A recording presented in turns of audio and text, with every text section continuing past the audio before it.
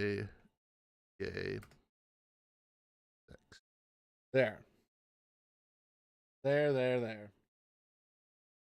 I'm gonna keep that as a copy pasta for the next couple of months. There. In it.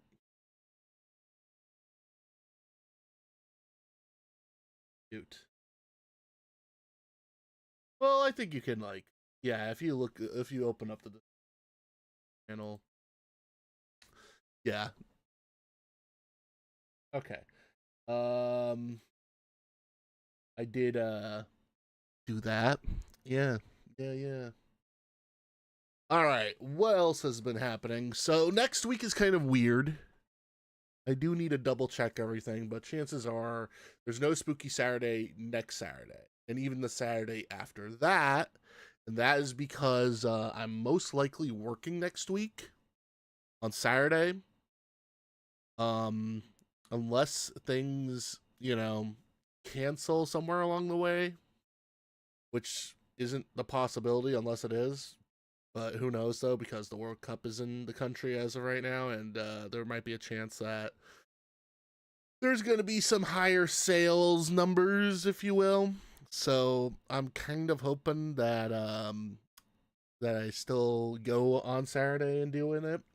But the 4-day weekend of Red Dead Redemption, I think we're going to be doing that for the rest of July, by the way. But the next 2 days is just me finishing Borderlands 2, the sniper run, and then after that, do Red Dead Redemption 2. Maybe do and I think I'm gonna get it done by August with that game, unless I get lucky or something like that. And after that, I think it's just gonna be whatever games really, and then Spooky Saturday. For Spooky Saturday, however, once we finish Metro, we are gonna do Dino Crisis instead of Silent Hill. So there's that. So lots of things to do, lots of interesting stuff that we're gonna go through and all, obviously, of course. So it's kind of like a checklist. And also, I think let me double check my calendar here real quick. Check the calendar here real quick. Here we are. The hand. I mean my wing.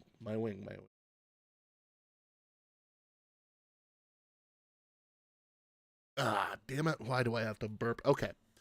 So I'm going to be gone from the 12th all the way up until...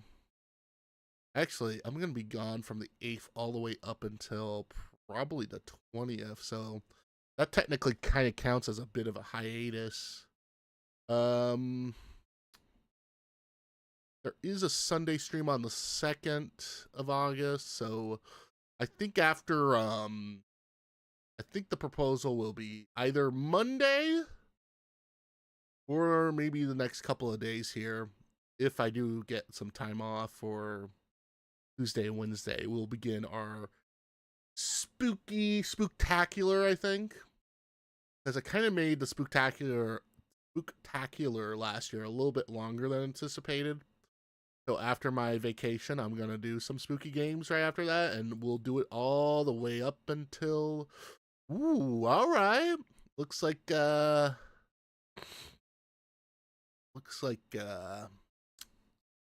dang, my birthday's on a Sunday. Might as well take Sunday off once I get the chance. Yeah. 31st. I'll check on what's happening on the 31st for anything to do for my birthday. But yeah, it looks like yeah, we could do it like a Halloween stream on the 31st. So an actual Halloween stream. Chances are I might be doing something the 24th maybe, just because it's my birthday and all.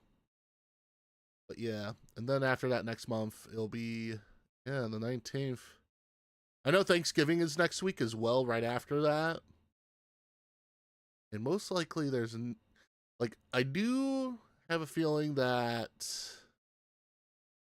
some days where it won't happen, but I do know for a fact that I'm gonna be streaming that and all.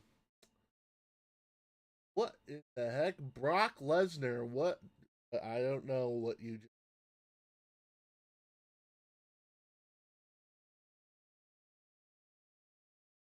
But yeah, that's like my rest of the. That's the rest of the year on the Kaiser_stream. Kaiser, Kaiser. God fucking damn it! It means peace be upon you. Oh, okay. Thank you. Thank you. Thank you. Thank you. But anyway, let's watch a spooky video. Yeah, let's watch a spooky video. Maybe somewhere around here. Let's see, I always have like a banger spooky video or a good spooky video essay. I have a weird question, chat. I noticed this recently from the YouTuber Windigoon. He's been uploading full-length movies on his YouTube channel as of lately. I am not kidding you. I'm not even joking. I'm not even joking. He's been uploading full films on his YouTube channel. Don't believe me? Let me show you. Let me show you. Let me show you. Let me show you. 20 hours ago, The Road. Bro, you forgot I followed you when you were playing The Walking Dead. I already know you, Brock Lesnar. I already know that. I already know that you followed me during that. Like, I don't need to remind you, you know? But speaking of The Walking Dead, we'll be finishing that, I think, once either we finish Red Dead Redemption 2, I think. So we'll finish that first just because we'll get that game out of the way.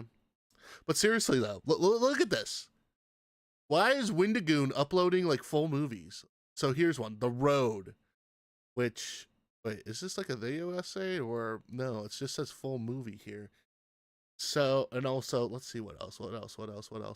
I could have sworn that he also uploaded, I know it's in somewhere. Deadly Shootout in FBI history. No. Which one was it? Because I saw that he uploaded the entire movie of Apocalypse Now in here somewhere. Where is it? I don't think it's here. Yeah, I don't think it's here. Unless, hold on. Let me see if I could like follow through here.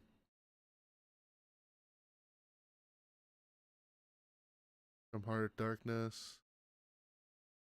Oh, that is weird. That is weird. Because he originally had Apocalypse Now on this YouTube channel, but I don't see it anymore. The fact that he uploaded a full goddamn movie to his thing, The Road, I think that's going to be something I'm going to be watching on the side. I need to finish my, for the record, I do need to finish my, I need to finish my movie, for the movie group on my TikTok. And I can't move forward with it because I feel the cringe of a guy meeting a girl that knows a little too much of a woman for the very first time. So, no, he didn't do anything about that. But as much as I like to watch a Wendigo, you know what? 2 fucking hours. I am not watching a 2-hour video from fucking Wendigo. That's like something I would rather do on the side. However, I am a fan of Angel Engine. The AI slop ARG guy, though. So I'll leave that to the side. But yeah. Yeah, I could have sworn he had, I could have fucking sworn he had Apocalypse Now on the YouTube channel, but I think it got privated because of copyright concern or something like that. All right, I need to find like a. What the fuck is this? What the fuck? Rage A13. Ah, damn, I'm finding some bangers in the YouTube area. Stolen identity.exe. Oh. Nostalgia. Oh. The Nostalgia Nightmare of 1999. Ooh. That's a creepypasta classic. But it's an hour long, though. Oh, come on. But then again, this is from a dude who like writes stories, so I might as well add that to the collection of videos to watch. But let's keep looking through here. I know that we're gonna have like a banger. Trying to look for a good old fashioned banger ass spooky Ayo. No, I am not gonna watch a freaking ghost Ayo. Because all ghost Ayos are the same. They are all the same. They don't try to do anything weird. They don't do anything different. They're just the same, man. They're just the same. It's literally all the same. All the same thing. Did you see it? Did you see it? Bro, what the fuck is this bullshit? Where is Dino Crisis? My fucking hand. What? You want me to tell my hand to get better? D-Balla or what? Because my hand fucking hurts right now. I can't play for shit. Dude.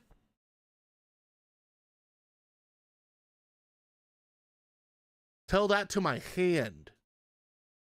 Wait, what's this? That's not it. Don't worry, I'll find a bang. I'll find a bang. I'll find a banger there, yo.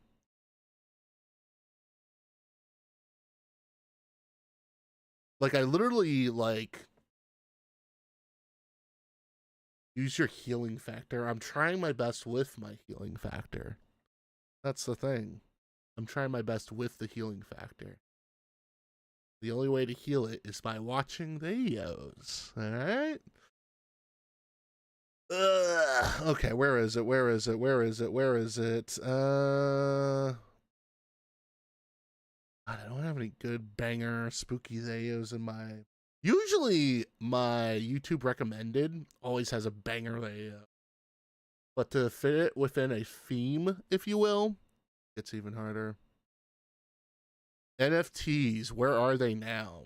No, I don't think we all want to be reminded of a scam that existed many years ago.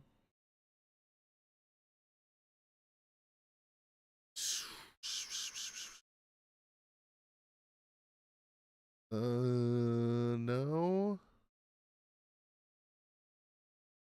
No. Twitter account suspended. Twitter situation is hilarious. That's a weird title for that. Yeah, we could watch Aurora Panthria stream. Everybody's favorite Italian, pink Italian big cat. Sure. That sounds great. Nah, I don't want to do a fall from grace thing. You know, that's just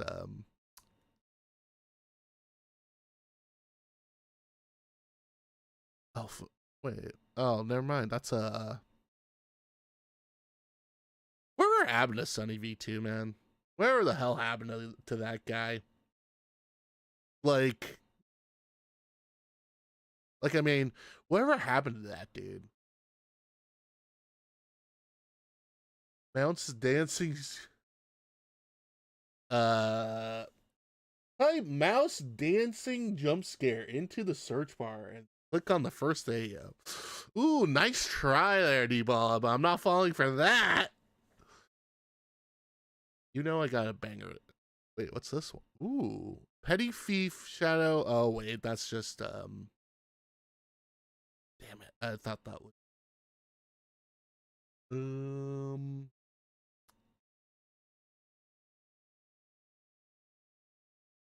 About 3,325 machine. No. Disturbing side of Reddit. NTR never dies. What the fuck are my YouTube? Okay, you know what? Let's just search up something. You know what? Fine. I'll search a fucking. You know what? Fine. I'll do a Nukes top 10. Fine. I'll watch a Nukes top 10. Or is it Nukes top 5? Yeah, I think it's a 5. Let's see. Oh my god, the amount of reactions! Oh, jeez. Am I really going to be doing this? Am I really going to be doing this? Fine. I'll do one video. One. Let's see here. You know what? Now that I think about it, there was once this, actually, before we even watched that, there was like this one. You know what? We'll do. Oh, fuck. It's like an hour long right there.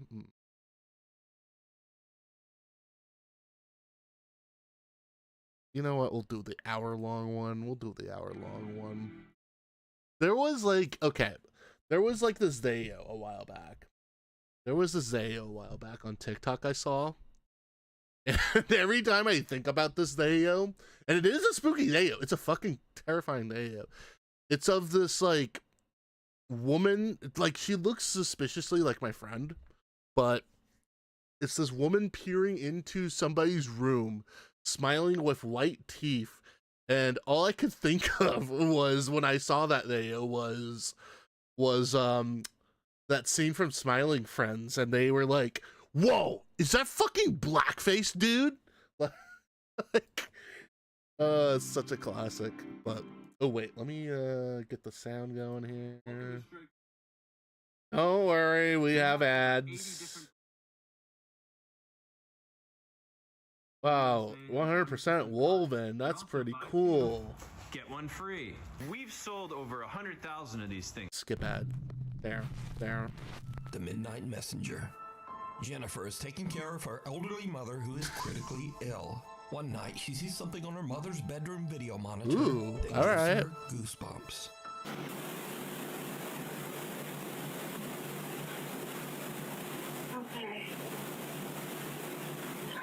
Ah, she's having a scary dream. Classic. Did you hear it? In the middle of Hear the night, what? a quiet little female voice seems to whisper, "Come." And the elderly woman seems to raise her hands and responds, "Okay." Then again, we hear the quiet little voice clearly say, "Mama." What? Okay.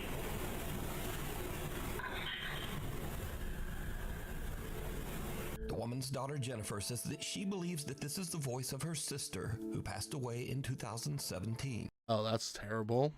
She believes that her sister is there to comfort their mom as she passes over to the other side. Oh, sad. Okay, this isn't even spooky. This is just sad. What the fuck? I'm here to be spooked, not sad. However, rest in peace, this woman, though.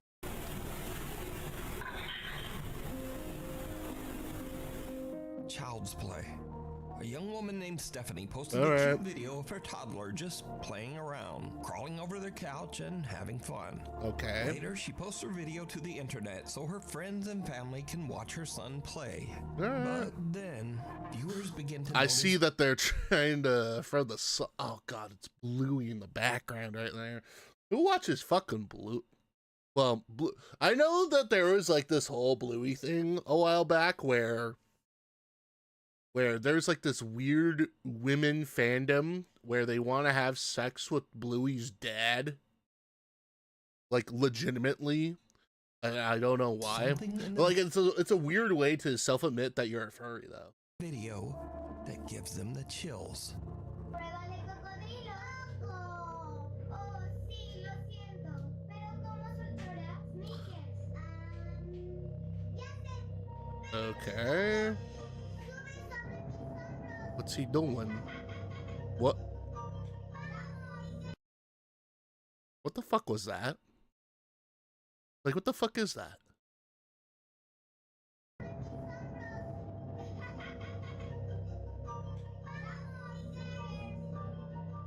Yeah, what the fuck is that?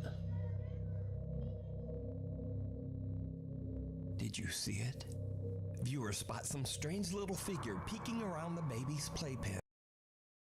You know, that little thing in the playpen right there. Looks like a dog. Kind of looks like a dog. I don't know. It just looks like a dog. Viewers spot some strange little figure peeking around the baby's playpen. It looks like a little dog. It looks. Okay, that's weird that it has hair. I still think it's like a dog. I mean, there's the tongue. It's smiling. That looks like an ear right there. That's an eye. Yeah, that looks like a dog. Do they have a dog? She never noticed this little figure before she posted the video and viewers mentioned it. She says that no other children were anywhere around. Okay, then the people haven't asked if she has a dog. And she has no idea who this little peeking figure is. But if you notice, her child starts to head into the room. Then he exits quickly. But later he walks right back in like nothing is there. So just who or what is this? You decide. I still think it's a dog. I still think it's a dog because look at it. The tongue is out. It's like peering through, but then it just decided to walk away. Looks like a dog. Here's a creepy video filmed by a woman named Nicole of her young son Hendrix. Now what is really odd here is that the little boy seems to actually react to something that we can't see. Okay. Let's do it, little man. Wow, he's opening his door for the first time. Whoa! Oh. Oh, he didn't like that. Okay. Hey, it's good boy, Hendrix champ. Opens the door, a creepy voice seems to whisper, "Yes." And the little boy just shuts the door in the spirit's face and nopes his way right back out of there. Now, shocked and slightly amused, That little boy viewers of is the clip smart. decided to add their own subtitles, which actually sound pretty accurate. Just listen.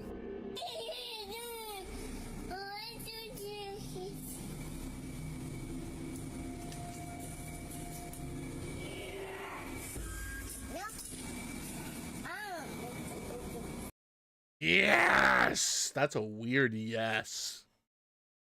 Okay, it's most likely the husband. I'm sorry. I'm trying to debunk these things. Like as if they're nothing. Yes! That's a really creepy yes. It's almost as if they're like watching some sports match or something. So did the little boy hear the voice of a spirit? And did he indeed just say nope to a ghost? Tell me what you think. Either. I think it's just it's the dad. I believe it's the fucking dad. I hate these fucking ads. I hate these The fourth ads. floor. A young woman named Aria is staying at an old hotel in Virginia. One night around 10 p.m., she's walking back to her room. West Virginia mountain. Oh wait, this is Virginia. When she notices a strange-looking man Virginia. following her. She starts to record with her phone, pretending that she's on a video call to try to scare the guy away. Oh, okay. But Typical. it doesn't seem to work. Okay. Typical filthy American following another American. Doing the smart thing of recording for your own safety. Of course, of course.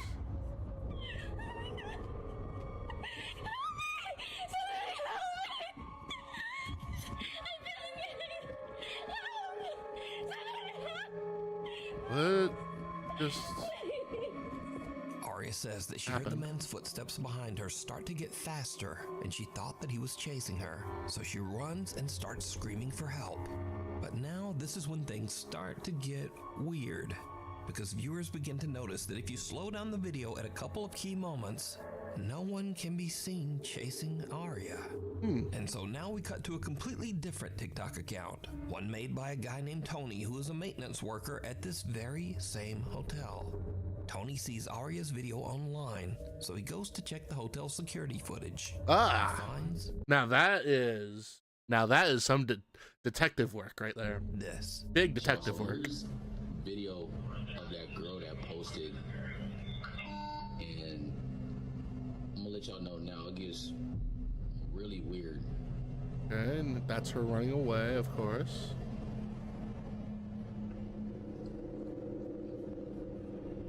It's like she acting like she's running from something or hiding from something. But there's literally nobody else in front. Like she tweaking. These videos are fake and gay. I know, but this is so fun to watch, The though. elevator door is not even closing. But don't worry, I got a banger video next. Because I'm a sucker for storytelling. Like she playing hide and seek or something. In the video, we see Arya running down the hall and then cowering in the elevator. But again, no one can be seen chasing her. Strangely, the elevator doors just won't close, so Arya runs out. Tony says that the front desk clerk said that Arya did eventually make it downstairs. She left in an Uber without a word. So now, Tony is curious as to just what might have happened to make Arya run away. He finds the girl's room number and goes up with a coworker. What they find simple. is truly disturbing. Okay. They're doing their investigative work. What the fuck? The fuck? Yeah, let's fuck with the janitor and like make this room all messy and make. If I was like a worker at this hotel, I would have been like immediately pissed that I had to clean that up. Oh yeah, touch her belongings and all. It's crazy.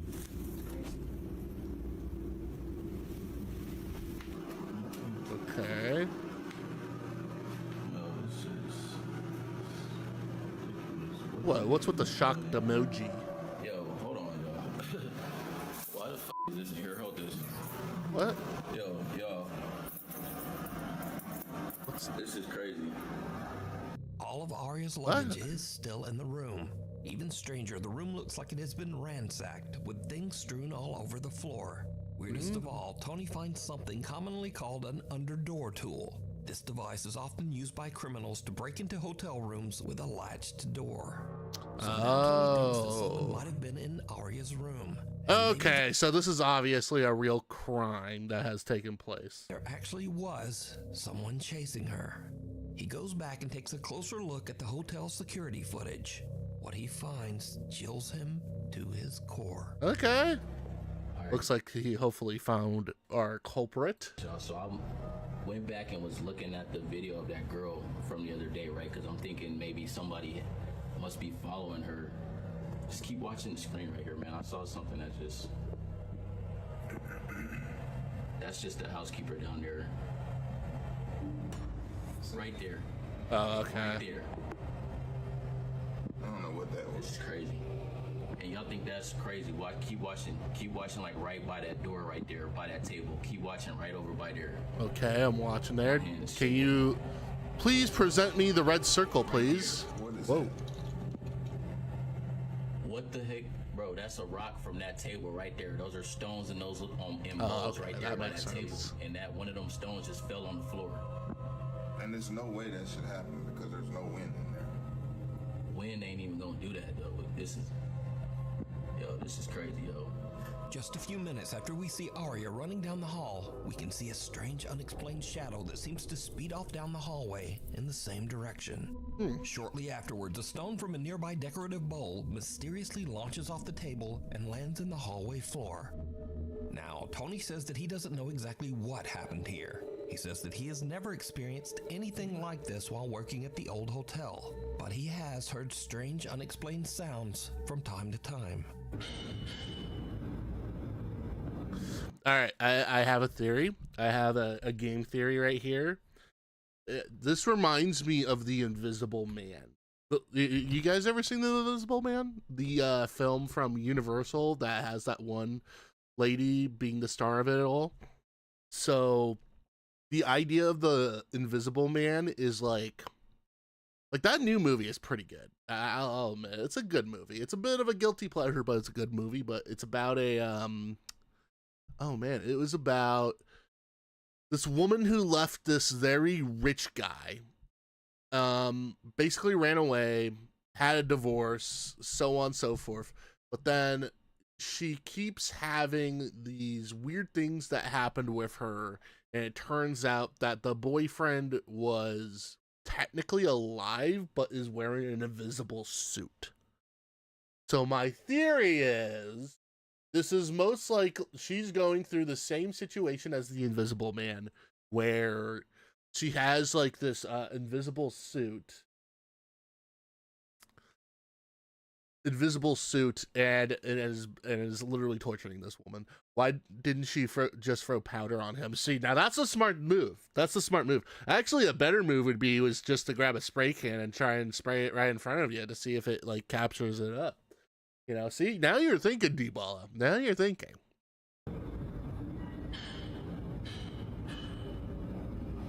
Keep in mind, there's no construction going on. Nothing. Oh, Flower. Oh, yeah, Flower So too. was some Flower real too. person with bad intentions chasing Arya? Was this something supernatural, or is it? It's the Invisible Man. just That's a what it very is. It's the elaborate Invisible hoax? Man. As always, you decide. If you are It's listening to the cylinder, what the fuck? I am no longer in this world. Ooh, wish list. This next video was sent in by a Nuke's Top 5 viewer. Oh, Unfortunately, it was okay. posted Viewer to the submitted. internet without a source.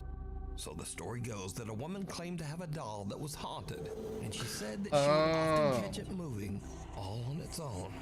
After being asked, That's to what they repeat- did in Paranormal Activity. Dude, Paranormal Activity. I think, whatever happened to that director, man? Whatever happened to that director of Paranormal Activity? Because if I recall, with that dude, he made Paranormal Activity, did it for a really small budget, which, by the way, you gotta appreciate Paranormal Activity that that it was made on a very small budget. Surprising, wow, $15,000 to almost $500,000. I bet you the extra $500,000 for that is most likely for, you know, doing re-edits, CGI, and all that. So that's totally fine. But that gross income being close to $200 million is fucking insane. But yeah, he did like Paranormal Activity. He then wanted to do like a Area 51 movie.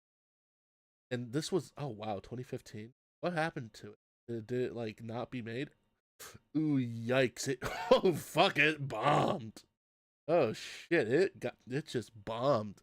Yeah, he wanted to make a Alien Paranormal Activity, but it bombed. It fucking bombed. It really bombed. Like, if you want to talk about bombed movies, Area 51, which is directed by the dude who made Paranormal Activity, is one because Wikipedia source, by the way, $5 million for the budget, 7,556 bucks box office. Oh, jeez. Oh, brother.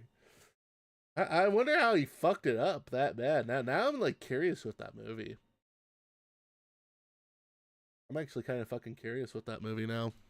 By viewers, she decided to point a camera at the doll and live stream the entire thing. Oh, it's a spooky doll. Around an hour in, with skeptical viewers watching closely, All right, well. there was a bit of movement. Watch closely. Oh, nice little background laugh right there. Mr. Nuke's Top 5.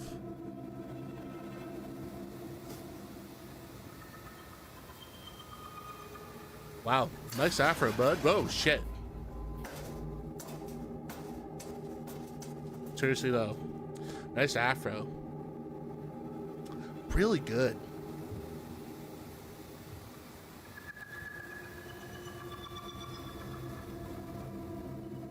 That was cool. One guy was like, that was cool. Oh, man, that's funny. Let's see that. It's just the comment. That's all. That's all.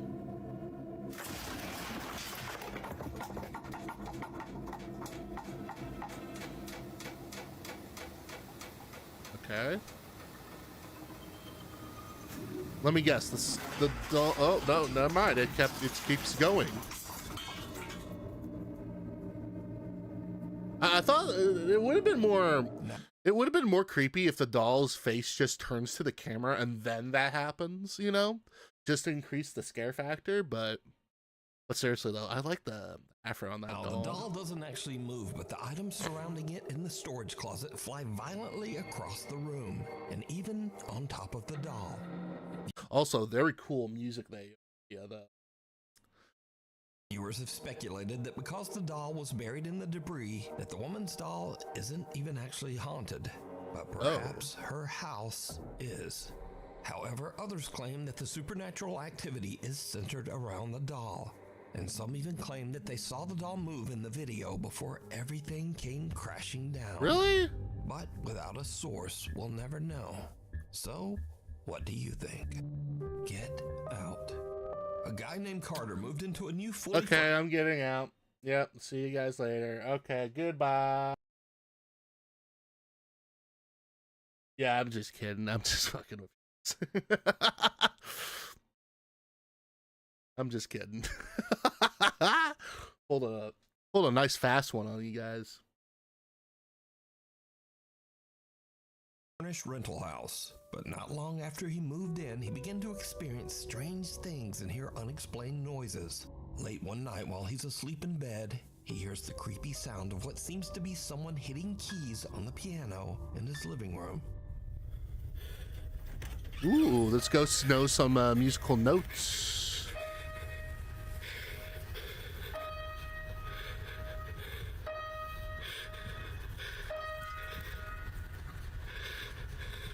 Who's there? Could you play can you play Don't Stop Believin' by Journey? Carter decides to lay on his living room couch to try to figure out just what is going on with the piano. As you might imagine, it did not go well. Dude, what the f***? She's an emotional. Oh, you gotta give me one of those stupid Your breath is frickin' ads, incredible. man. Badly placed ad. The piano plays again and a chair moves, and Carter decides that he's had about enough. What are you talking about? The ghost is just adjusting his sitting He position. decides to leave the house to stay with a friend. But as he is leaving, he manages to capture this video. Oh, okay.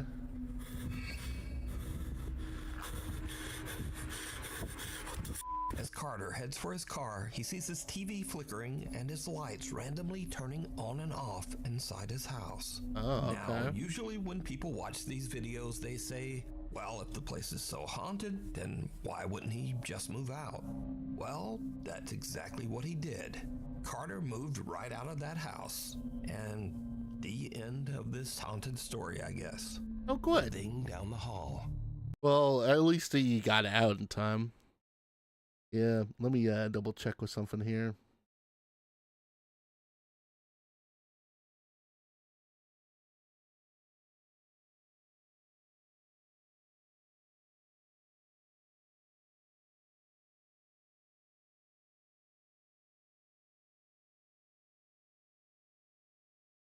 Area. Oop.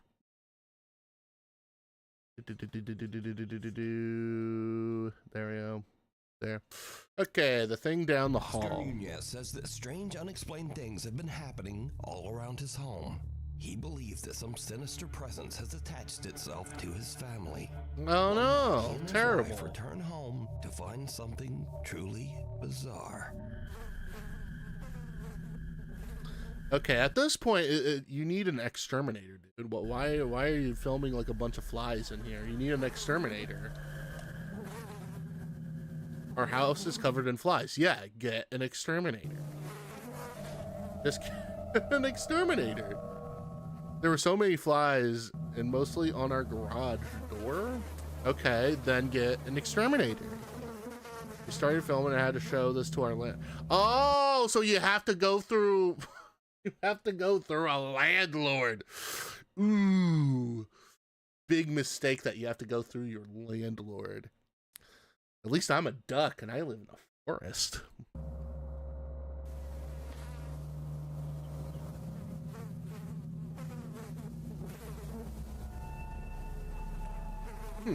Okay.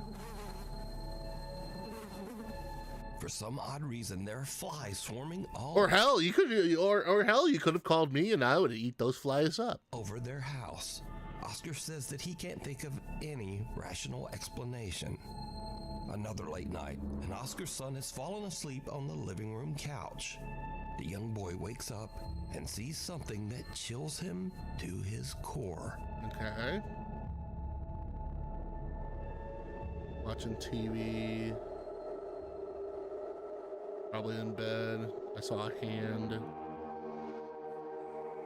Huh? What the fuck?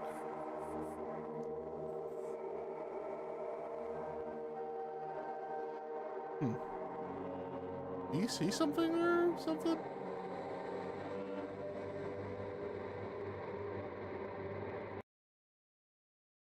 Okay, first things first, I noticed that it's 3 a.m. That's usually ghost times and all. Okay, you're zooming in. What are you zooming in into? Oscar's son wakes up after he hears a strange noise and runs to his parents' bedroom, crying and wailing in fear. Oh, okay. The young boy tells his dad that he saw someone scary in the hallway. But did you see it? See When Oscar checks what? the security footage, he sees a large figure that looks like a man just standing in the hallway. Oh, staring nice one. at Oh, his thank you for using the red circle to tell me that. I highly appreciate that. son. Even weirder, whatever this is just seems to disappear into thin air.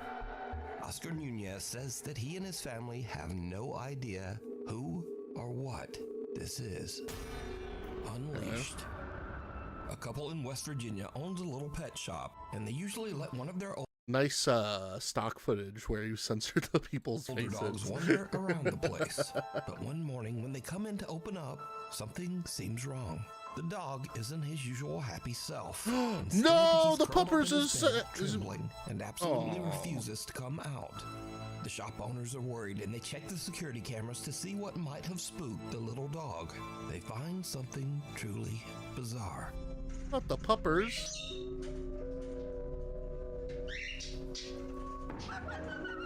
Whoa. At around 11:30 p.m., the camera shows the little dog wandering aimlessly through the dark pet store. Suddenly, out of nowhere, something seems to actually launch the dog sideways, hard, almost as if he was kicked. Bad ghost, bad, Wasn't bad, bad ghost, bad. 93 days left. Or oh, yeah. seriously hurt. But was I this know some why, I know weird why, freak I know. occurrence? Or does the pet shop have a guest that no one can see? Wait, no, wait. There would be left until Grand Theft Auto 6. No, 93 days left until. Next up, a guy named Angelo says that some Shit. Now my math is fucking me up. seriously strange things have been happening in his house in Tenerife, one of the Canary Islands of Spain. Ooh. Angelo says that one night his dog Nala started acting very weird, as if something had given her a serious scare. Curious and a little worried, they decide to check the security footage. What they find is downright chilling. Okay, I see the dog in the TV screen. It looks like it's looking outside.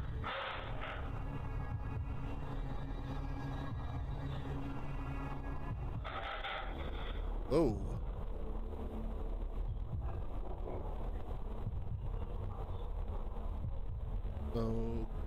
Okay. Whoa, what the fuck? Who threw that? Dude, what the fuck? Why would you throw that dog? In the video, little Nala seems upset by something off to the side of the room. Something that we can't see. Nala starts backing away, clearly frightened. Then, suddenly, something seems to violently yank the collar right off the dog's neck. Ghost your ROI worries. Bad ghost, bad, bad, bad. Snapchat ads. Where is he? 10 seconds before the whistle, and you think this is a good time to fill it at Seaback? Angelo posted follow-up videos to prove the footage wasn't fake. He showed that the clip came directly from his security camera, Okay. and he even demonstrated that Nala's collar is extremely difficult to remove. Oh. It doesn't just fall off. Angelo says that since the incident, his poor little dog Nala is a nervous wreck. Aww. He says the dog refuses to stay alone and now insists on sleeping in their bedroom every night. As for Angelo, he's added 2 more cameras around his house because he thinks that whatever pulled that collar off is still there. And he plans to catch it on camera. Alright, if you see something that you think would be perfect for the top 5, email me at nukestop5@gmail.com. You can also tag me on TikTok. How many like troll like how many troll like submissions have been submitted into the email? There has to be like a bunch of submissions where it's very evidently fake and it's like good bait. Like all of it is like good bait that you can like you make like a fake Spooky the AO that can be easily disproved, and he fucking falls for it and puts it in his little list for it, man. At Nukes Top 5 Official, and be sure to tag me only at Nukes Top 5 It would be so Official, funny because there are a lot of fake accounts on there. Scream. Jorge Cruz claims I love Scream. that he is haunted by a dark entity. Okay. He says that many strange paranormal things have happened to him, but nothing as crazy as what he recorded late one night near the end of December.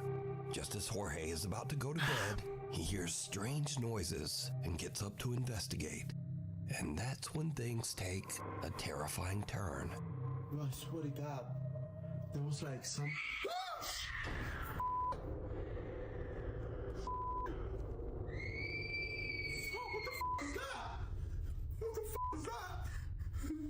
Could you imagine like waking up to it and yelling back at it, going like, "Dude, can you please pipe it down? I got work tomorrow." You gotta be kidding me! Who goes there? Who goes in? Whew, he is brave. I'll give credit to Luis here. He is a brave man. Real? What the f? You gotta be kidding me! Come on, give us a good jump scare. You gotta be f***ing kidding me! Oh,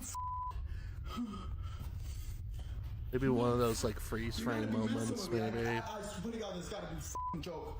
Whoever's in here, I command you to leave in the name of Jesus Christ. I ask you to leave now. Jesus. Jesus. Oh, f***. I got adrenaline going right through my body. What the f*** is that? Huh? What? Oh, closed door. Closed door. Huh? Who goes there? You gotta be f***ing kidding me! Oh, that was the door earlier. No. The acting is so bad. The acting is so bad. Yeah, and then have some bad acting to submit the fake one in there. What the f*** is that? Guys, you gotta be kidding me. What? What's the f*** thing? Oh, f***, I'm getting a headache badly. I'm getting a f***ing headache. He got spooked by... Wait, did he really got spooked by a device up there? What? Watch. Watch. He get like spooked by a device up there? You gotta be kidding me. Wait, he did got spooked by a spooky device. Let's watch it together. Let's watch it. You gotta be kidding me. He got scared by a filter. What's the f*** thing? Oh, f***, I'm getting a headache badly. I'm getting a f***ing headache badly. Oh, f***. What is it this time? I didn't even see anything. Oh shit. Wait, what? Whoa! Jorge hears strange blood-curdling screams, and as he goes in search of the source, he starts to hear loud banging and the sound of something moving around. Jorge himself starts to scream even louder than the ghost. And finally, Jorge re-enters his kitchen to find that even though the room had been in perfect order just seconds before, now all of his cabinets are open and his furniture seems to have been tossed to the floor. So is Jorge experiencing a violent haunting by an evil entity or a poltergeist? Or is it all just an elaborate hoax? You decide. A woman named Natalie who lives in the UK with her Oh, family says 17. that lately strange things have been happening in their home. Okay. Natalie says that recently they've been doing renovations in their older house. Ah, the good old renovate. I think there's like a. Let me double check something. There was like a game I wish listed recently that I thought would be fun to play on stream because let me see if I could find it. I think it's on my wish list here. Oh wait. Okay, I am on the room. I am on the room. There was this game I wish listed, and the game I think is like home renovation simulator, but it's like a horror simulator. Excuse me. God damn, wait, why is there a okay, give me a second while I find this banger video game. Give me a sec. I think it's still like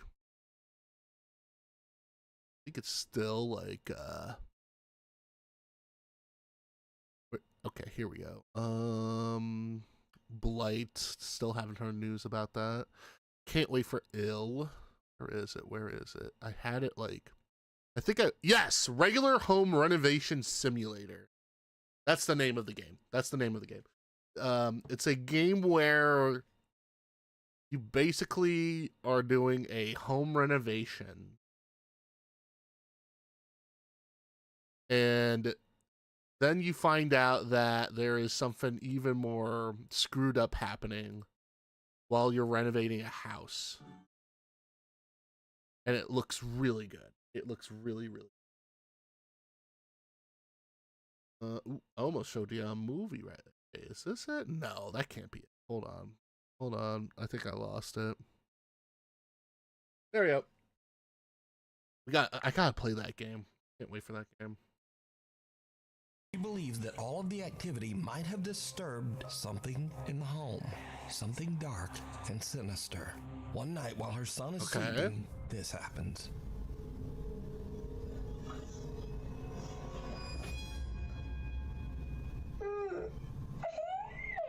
Aw, he lost his battle with the ghost. Oh, you poor thing. Some unseen force seems to grab Natalie's son by his ankle. Are you sure? That looks like a kick. He's trying to kick the cries, ghost. and as if he is speaking to someone that we can't see, he says, "I don't like it. No." Natalie says that her son then ran into their bedroom crying and said that there was a man in his room. Obviously, we can see that there was no man in his room. So just who or what pulled the boy's leg? You decide. Or kicking it. Sarah Vargas is relaxing at home in the apartment that she shares with her dad in Colombia. Suddenly, she hears something from the apartment next door that is truly bizarre. Ooh.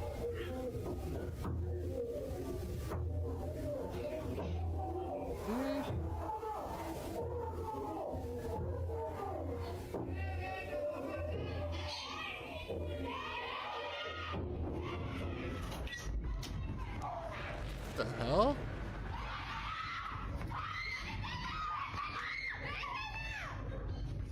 The hell?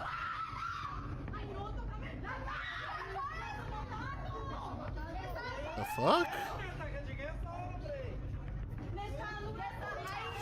I'll be fair here. This is like the most cinematic shot I have ever seen. Like, you know, like TikTok form. Like so far. I like it. Let's roll this back. Okay. Doing a mirror selfie. Looking a little kawaii, you know? Looking cute. You hear shouting. You don't know what's going on, so you run out, of course. Open the curtain. See a woman screaming. Some people gathering around.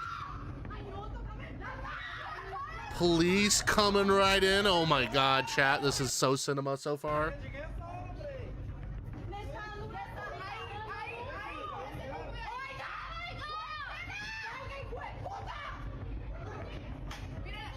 Obviously said Pota. Welcome to Strike. Oh, you fucking stupid ass ad. Our woven blankets are 100%. You ruined the cinema moment, man. What the fuck? Okay, we're good. Okay, they tried to convince them to go the other way. There's a dog. Okay, new perspective on the whole thing. They go back outside.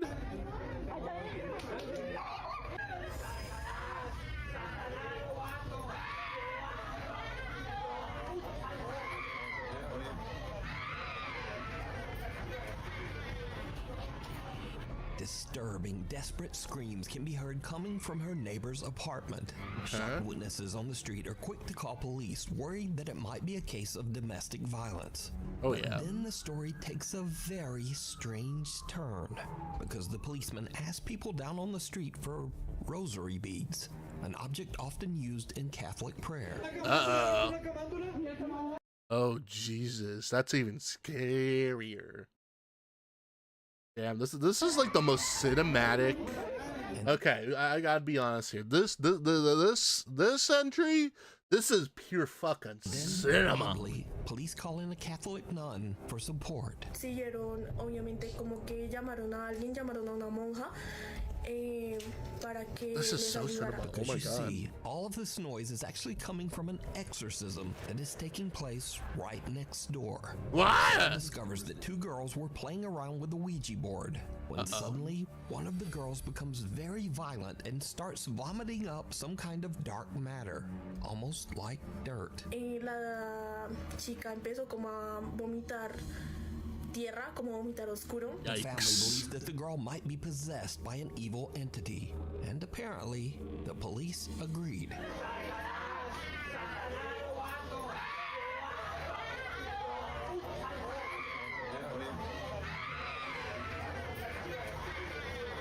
Sarah says that the scream. You know what this reminds me of? You know what this reminds me of? It reminds me of Wreck a little bit, even with the Spanish involved here, because oh man, Wreck is a classic found footage movie. Highly recommend it. So Wreck, for those of you who don't know what Wreck is this found footage movie. It came from Spain, and the story is that it originally started off as like a news report about, you know, the fire department. You know, it starts off as this normal, mundane documentary on the fire department, this one local fire department. Starts off pretty normal. Just, hey, here's our fire department. This is how it works here, how it does, how things go here. Anything new or new technologies to have in there. Obviously, they got called to what is essentially is thought to be a fire, but it is a quartered off apartment building because somebody was infected by a zombie plague. And man, I Wreck deserves some like love in the. I love films that starts off really mundane. Like it just starts off completely mundane. Like it just feels very mundane. It looks like something that you'll easily get bored at, but then it just takes this big flip of like, oh, well, we're doing a documentary on a fire department. Oh no, we're now stuck in an apartment complex with zombies. Like, oh my god. I gotta watch Wreck, man. I need to rewatch Wreck. Wreck is such a classic, like I think Wreck deserves some, like, you know, found footage credit, but also like plot twist type credit, you know. It's a classic. It's a classic. The night, eventually getting quieter in the early morning hours until it finally stopped. Now, without other eyewitness reports, it's hard to say exactly what happened here. But the desperate screams coming from that apartment are. But yeah, I'll be honest with this one. This one was just cinema. Late one evening in Philadelphia. Okay, 16 was cinema. I'll say this right now. 16 was cinema. Let's see that again. Starts out normal. It looks like just a regular ass selfie. Screaming starts beginning. Immediately runs to what is obviously the streets. Everyone, there's like even more witnesses outside, everything. Cue the cops coming right in there. Oh my god, that's so cinema. Oh man. Has anyone made like YouTube compilations of like videos where it's like videos that look like they're made for a cinematic movie by pure accident, like accidental cinema, if you will? You know what? I'm kind of curious. Is there like a subreddit for it, maybe? Like a subreddit for like, you know what? Let me see here.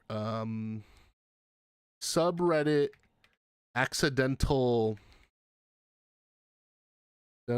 cinema, like accidental like cinema.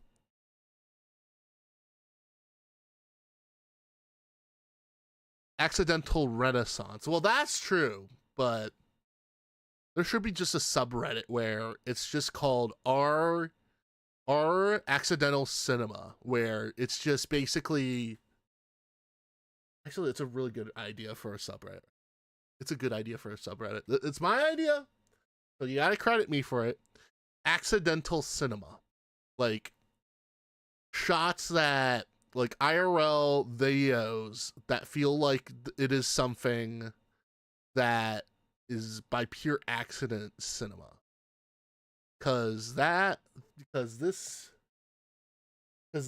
video right here is so accidental cinema that if you were a movie director, you would have been like a movie director or a writer, you would have been drooling at a scene like this. And then later, new perspective. Quick to call police that the girl might be possessed. Now, without that is taking place. Then a new perspective, obviously new perspective. Somebody asking for rosary beads. Like, come on, this is so cinema, man. Accidental cinema right there. They should make a subreddit for that. The screaming went on all through the night, eventually getting quieter in the reports. It's hard to say. Or at late one evening in Philadelphia, Pennsylvania, Heather Paul is outside on her front porch having some ice cream with her husband and her 2 sons. But then Heather suddenly spots something that absolutely creeps her out. Okay, what creeped her out? Oh, she's obviously high.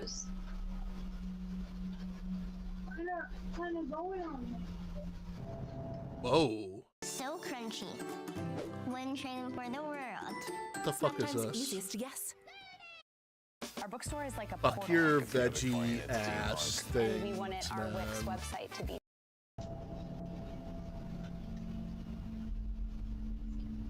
What? What did you say? What the hell? What did you say, Mommy? Oh shit, that's transparent. I couldn't hear you. What? You gotta keep that open so it doesn't get all musty. You can't tell me it's not good. Holy.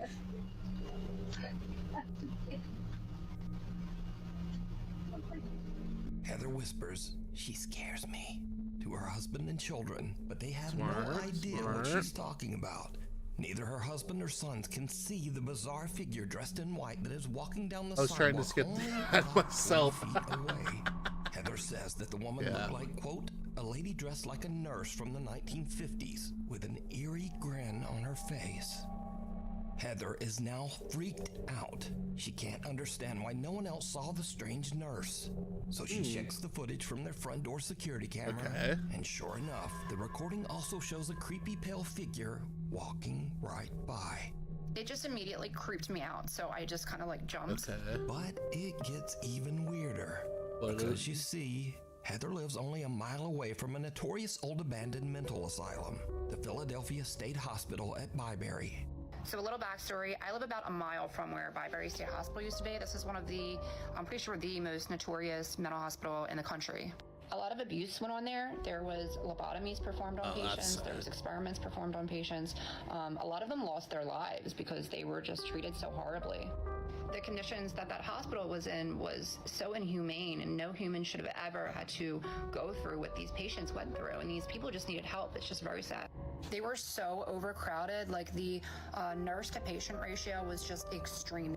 With 2 student nurses and maybe 3 attendants, we have all we can do to bathe the patients, get them to cafeteria, take them to the doctors, give them their medications, and try to keep the place clean. Now, when I was a kid growing up, we used to definitely go in there, and it was really scary. Like, the second you walk on the grounds, you just feel like it's cold, it's not normal, it feels weird. Like, you can tell somebody's watching you. There's underground tunnels underneath, so we used to run around them too, and they used to use those tunnels to transport bodies. I like how they are admitting that they are basically urban exploring on private property. And there was still, there's like, unless the state still owns they were it. still down there when we went in there, like, you know, in the 2000s. I felt my arm grabbed in there once, and I moved my flashlight because I thought it was my friend, and my friend was like over there, and I'm like, oh my god. But this story Also, I just realized what I wanted to watch earlier. It was a failed piece of like mascot horror. Even but we'll weirder watch it after. still, Heather's dad lived I in the just same remembered it now. house as a boy. When Heather shows her dad the creepy footage, he tells her that a woman named Linda used to live in the house next door. And during the 1950s, Linda was a nurse at the old Byberry Mental Hospital. Yikes. So did Heather catch the ghost of a nurse from the old abandoned hospital? And if not, why could no one else see the strange woman walking down the sidewalk? Wow. Mimi heads for higher ground. Proud grandmother Cindy Reed from Cleveland, Aww. Ohio is babysitting her granddaughter. Cleveland! Come on down to Cleveland, downtown. Our river catches on fire. We released a bunch of balloons and killed 2 people. We also had a crazy owner of the Cavaliers who threw baseball downs from a skyscraper. At least we're not Detroit!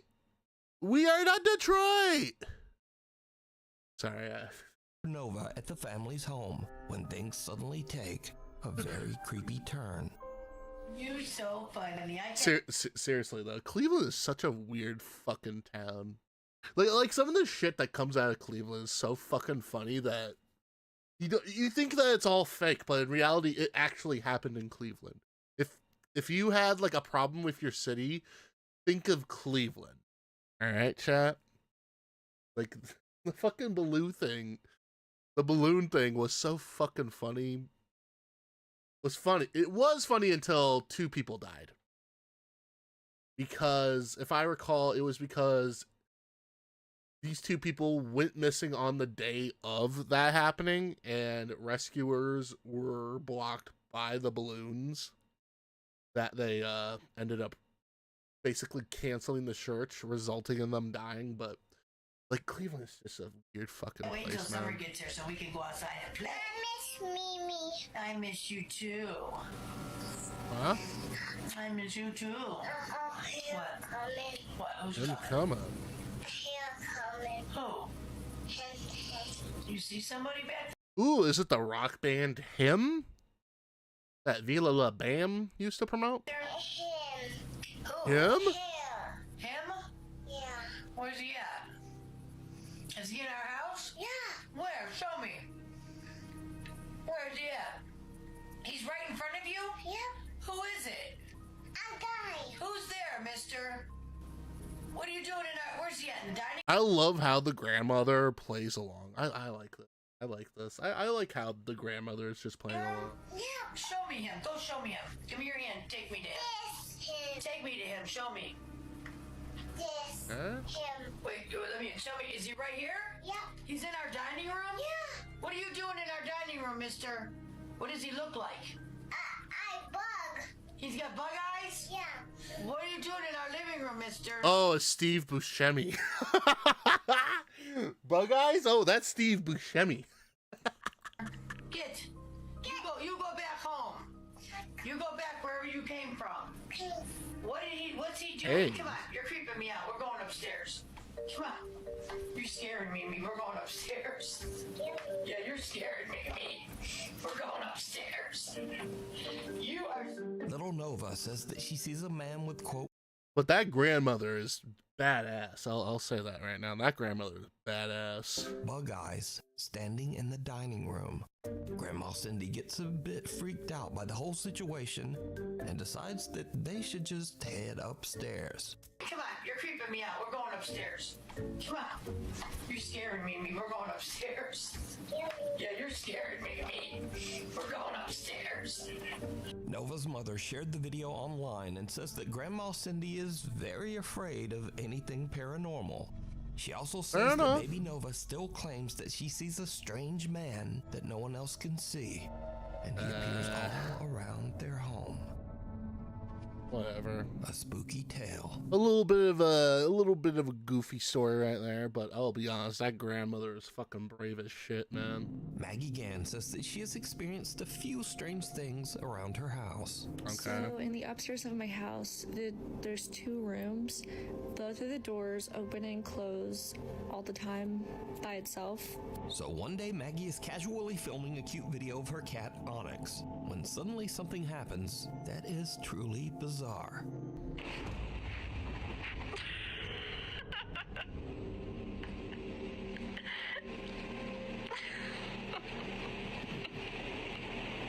Now, at first, Maggie doesn't even notice anything odd. I think that's just a cat being a cat. Can we just say that and debunk it as just a cat being a cat right here? And even laughs at what she thinks is just the cat being weird, or, well, just being a cat. But when she watches the video back, she notices that the cat's tail seems to be yanked by some invisible force. The video went viral, and no one can really explain just what happened to the cat. But what do you think? But this cat reminds me of this movie called Flow. Heard it won an Oscar for best animated film, but yeah, this cat kind of does it. Strangely haunting. Now, these are just some quick clips of people who claim to have caught some very unusual paranormal activity around their home. But as always, I leave it up to you to decide.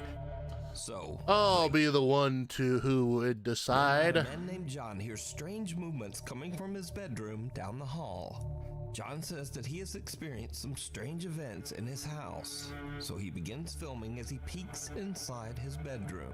Okay. What he captures chills him to his core. Ooh, let's see creepy figure. Creepy figure, creepy figure, creepy figure, creepy figure. Let's see it, let's see it, let's see it. Ooh, there it is. Not that creepy, but hey, you know.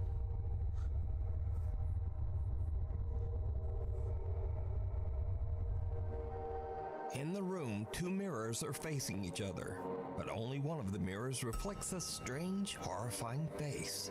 John turns, but there's just nothing there. Interesting. It looks like a mask for a metal band or something like that. Oh, god damn it, these stupid ass fucking... I would turn on my ads for this, but YouTube gets very angry with me if I do that. A man is renovating his new house, but as construction continues, it starts to seem like something in the house is not so happy with all the new changes. Okay. There. Definitely not going back there. Wait, I think I've seen this one. I don't know. Maybe I did. Wow, it is really cold right here. Is this the back rooms?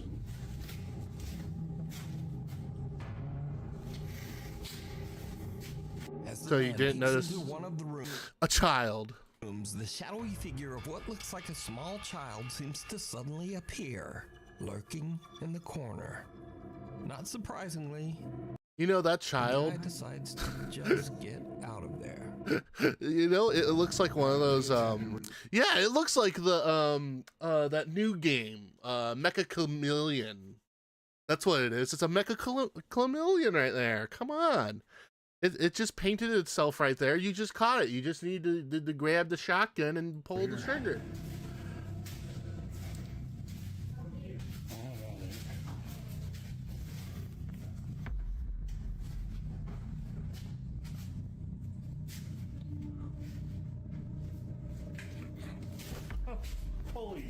What? In this next creepy clip, he just noticed it now. That one night he spotted something very strange behind a shelf in his living room. He grabbed his phone and began recording. What? I just see a plant. Oh, wait. What the hell is that? What? I don't get it.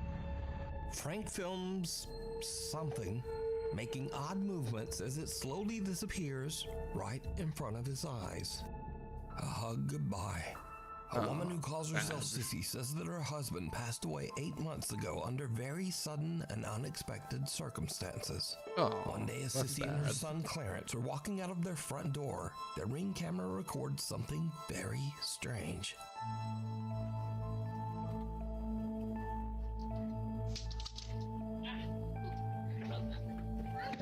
ready to go, Grandma's? Come on.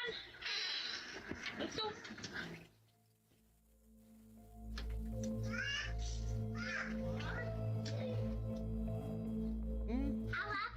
You. She's got kind of so sad.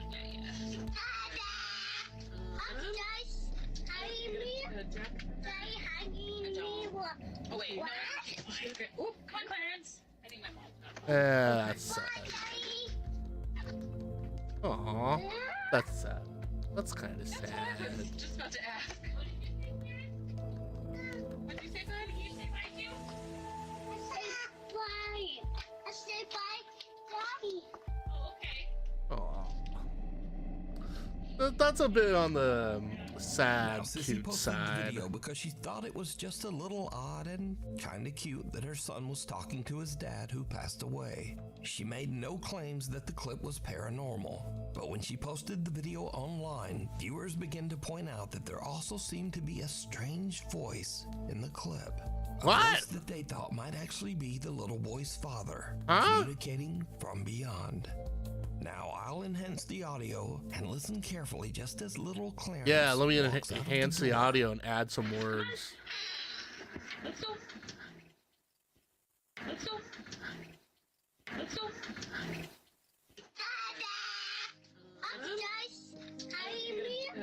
A quiet voice seems to whisper, "Honey," and the boy seems to look around as if searching for who said it. Even stranger, he seems to think that it's the voice of his deceased father and actually walks over as if his dad is standing nearby on the porch. The little boy says, "Daddy hugging me." And again, a strange, quiet voice seems to whisper back. What? Jacket for her. Oh wait, no. Okay. Oop, come on, Clarence. Oh, yeah, that's. Oh wait, no. Okay. Oop, come on, Clarence. I think my mom. So did little Where can I Clarence find a actually Tommy Vercetti shirt at? Ooh, actually, bro, I think I know of a Tommy Vercetti. You know what? Let me see here. I remember a.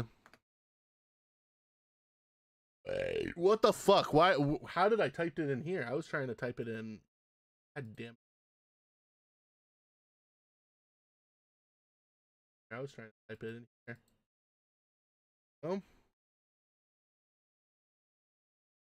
Tommy Vercetti. There was I know of a place where you can get. I know of a place. It isn't like a cosplay site. Yes, you could totally go for a Amazon search, but I wouldn't recommend it. There was this site. It is an easy cut. It was, I think this is it. It was.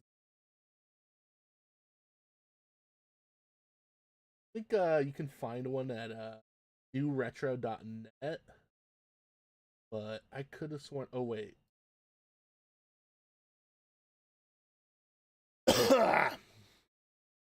Damn it. I'm sorry. I'm like coughing. Anime Ape? Ooh, actually, Anime Ape has one. Anime Ape. Look right there. Ooh, Jesus Christ. Why am I? Just. For the spirit of his deceased dad, saying hello and giving him a quick hug? Clarence seems to think so. But as usual, you decide.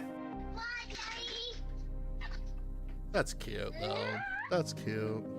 A bolt from the blue. That's more cute. Now, I usually don't post many UFO videos on this channel. Smart. But there's something a bit different about this one. Something a little weird and possibly scary. So, on August 5th, Andrew Clifton was walking his dog Dash in the Malvern Hills of Western England.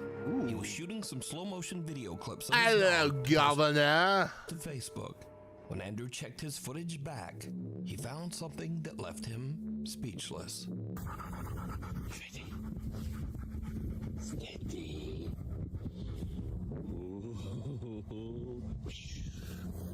Whoa. Did I see that? Did something fly over? I just saw something fly over. Watch, watch, watch.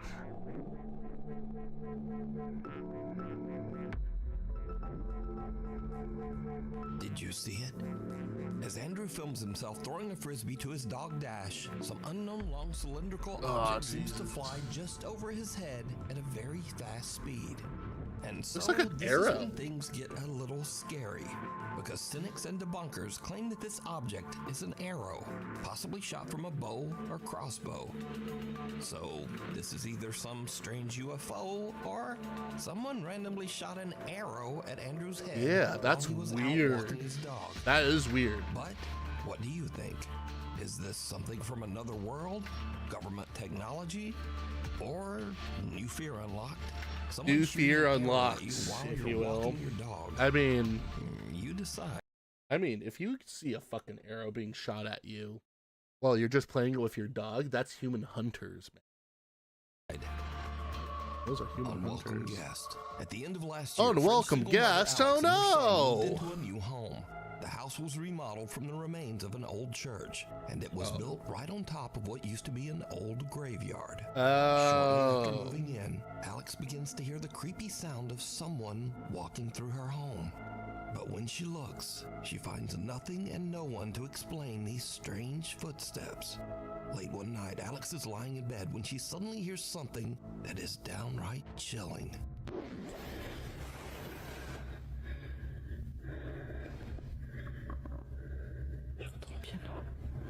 I hear the piano. This looks like French.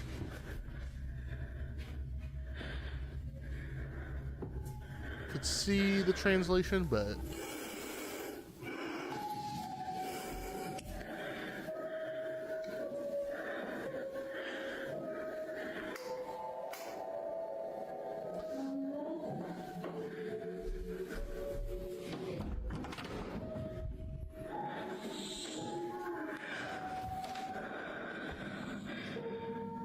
oh shit.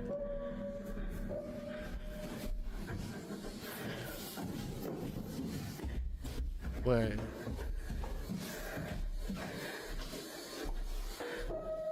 Oh, you can play piano, huh? How about you play Don't Stop Believing by Journey. Don't stop believing. I see the cat has figured it out. Wait, the TV's on. There's the piano. It's the Burger King! Whoa! Oh my god, it's Burger King. It was Burger King the whole time, chat. It was Burger King the entire time that did this. Oh man, we got... Sure golly, we got tricked by that.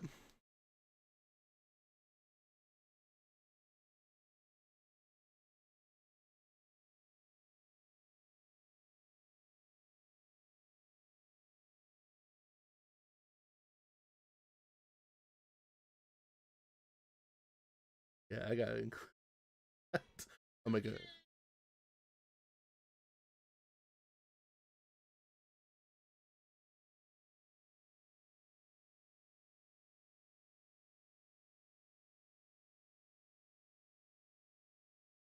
Yeah, that was like, maybe I should include the like follow, like the close up. Add like a few seconds to it just to, because come on, like You would be scared if you see a random Burger King ad just come out of nowhere.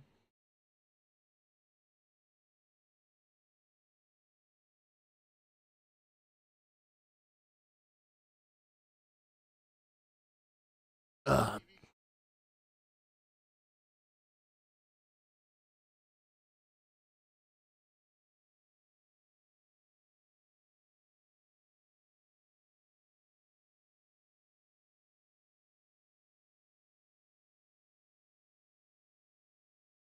Yeah, we got it. Got it. That's a banger clip. All right, let's keep watching. Oh, okay. You jump scared me with that one. Obviously, this ghost hates literature. Obviously, very, very important. Very important. And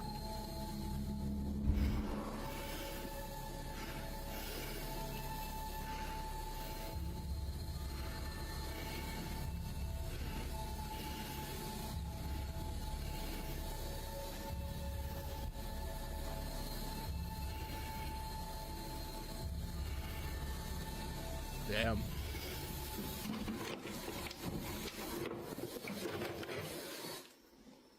Alex hears a child's voice calling out, "Mama?" from somewhere, even though her son is fast asleep in his room. She hears the voice again from downstairs, "Mama," and she goes down to investigate. Alex is horrified when she discovers the piano in her living room is playing all by itself, and her TV has inexplicably just turned on. Books come falling out of a cabinet, and a chair rocks back and forth, almost as if someone or something is sitting and watching her. Understandably, Alex says she couldn't sleep the rest of the night.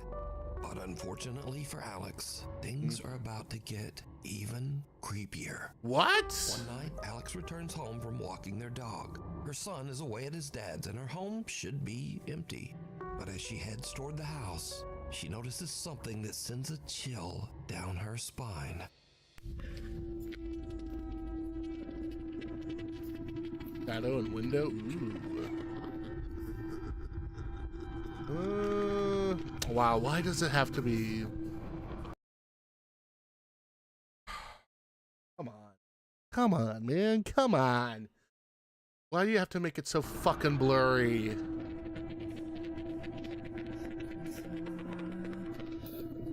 Really? Really now? You had to make it blurry so that I don't see shit. Oh wait, now that's even creepier that the lights are turning off and on.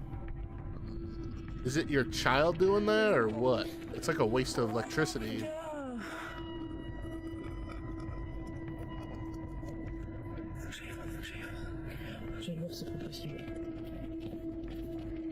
Okay. A dark figure can be seen inside the house. And Alex is frozen in fear as the strange shape seems to head toward her son's room. Luckily, her son isn't home, and the shadow just disappears. Yep. Now, no one was found inside the house or on the property. Cut to another night, and Alex and her young son are having a nice, quiet evening at home. Suddenly, this happens.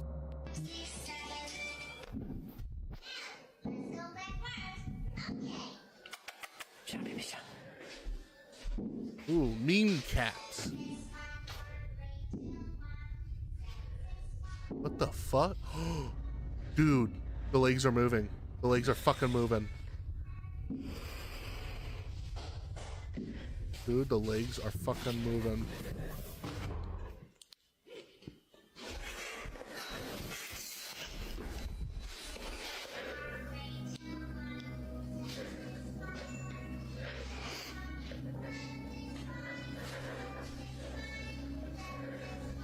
You guys saw that, right? Like the teddy bear's big legs moving. What?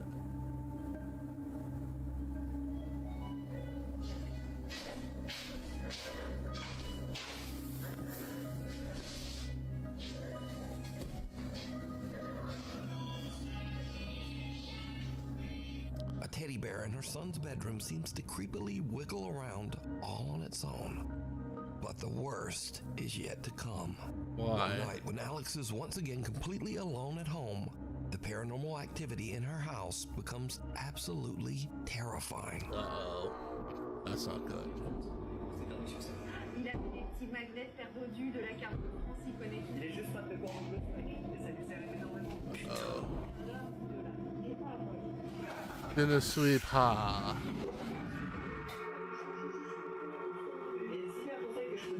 Oh shit. Okay. What?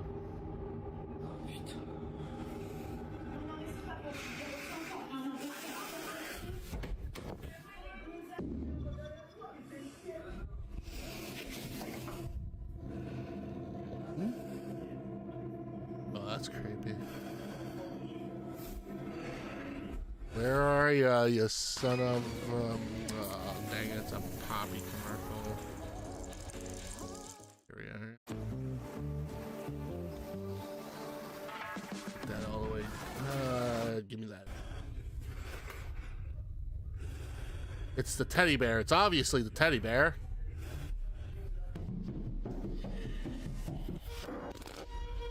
What? What are you talking about? I saw a fucking cat. But what do you mean somebody just ran off? I'll tell you who that was. Let's see here. You have 1 cat, 2 cat, 3 cats.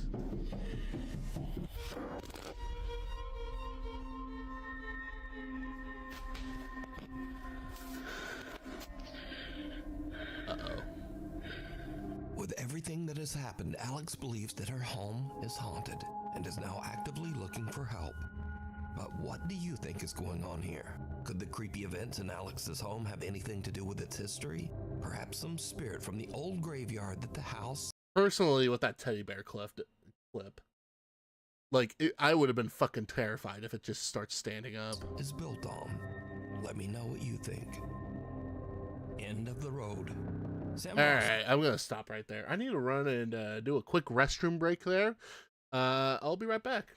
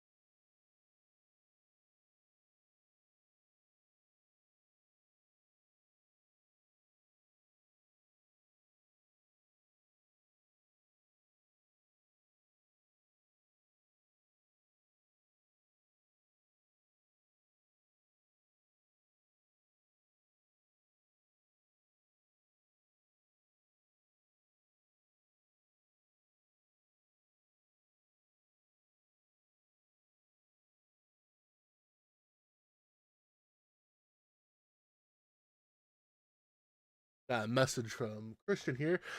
Kaiser, I need alert because I'm watching Germany World Cup game, but I just want to stop by and say hi. Oh, no problem. I think I watched the US match yesterday. Banger match, by the way. So yeah, have fun watching the World Cup, man. He is an independent truck driver in Southeast Asia. Oh, damn. Look at that swagger, man. Got the one-piece Posts his bomber experiences and jacket? adventures as he drives his truck across the countryside hell of yeah. Indonesia. Late one night, Sam is driving his truck along a long, lonely stretch of road that locals claim is haunted by a dark spirit. Just after he crosses a bridge in the middle of nowhere, his truck suddenly breaks down. Aw, man, that sucks. Bener sampean. Apa jenenge? Tibake ya, tibake mesinku sing keder. Oh, wis tak servis ya, Sur ya. Oh, hawane. Sam can't understand what's wrong because he says that he's just recently had the truck checked and serviced. Oh, And this is when interesting. things take a terrifying turn. Uh-oh. Aku saiki ngomong yo. Okay, let me tell you. Suddenly, Moro-moro mambune gak enak lho. smells weird Mambu melati here. campur amis. Oh, I'm sorry, man. I just farted. Eh, Nah. That's it. This smells weird here. mambu melati campur Smells like amis. jasmine mixed with Moro-moro mambu. jasmine mixed with. Okay, here we go. It smells like jasmine mixed with something fishy. Campur amis. Oh, okay. Eh, I can imagine sapa that iku? smell. Sapa? Si ambu amis lur yo. Ayo. Sapa?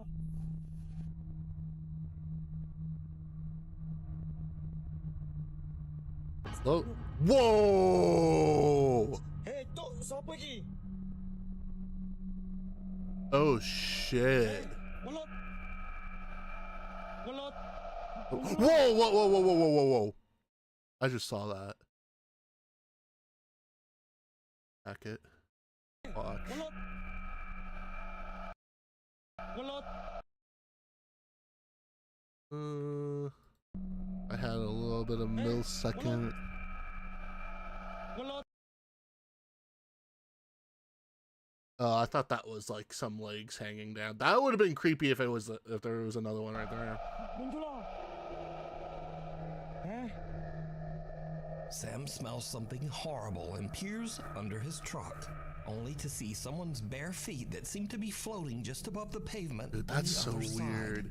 But when he checks, there's no one there. After this spooky encounter and with his truck stalled on the road, Sam decides to get out of there and go find some help.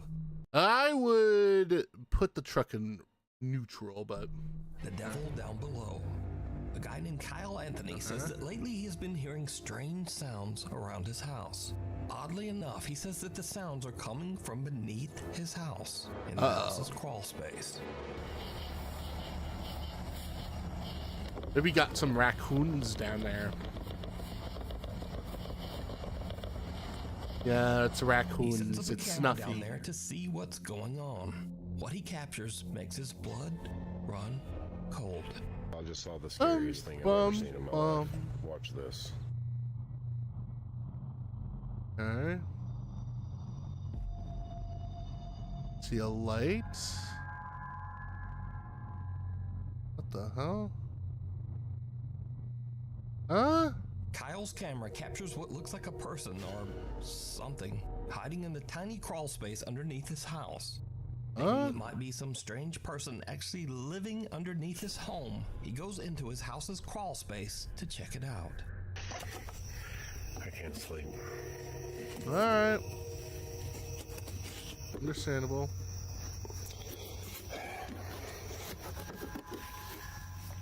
There's the security camera. I don't know what I saw. Just yell out into there. I don't know what this tarp is. Whether or not there's anything underneath it. I don't see anything. I don't see any signs of life. I don't see any signs of afterlife. I'm gonna get the heck out of here. Kyle investigates and even crawls his way into the space underneath his house. But there's just no one there. Weird. So what do you think this is? Let me know. That Hiding was under weird. the covers. A video poster who calls himself Celtic Dabs works the reception desk at a creepy old hotel in Arizona. One day, his coworker shows him something very strange that keeps happening in one of the rooms.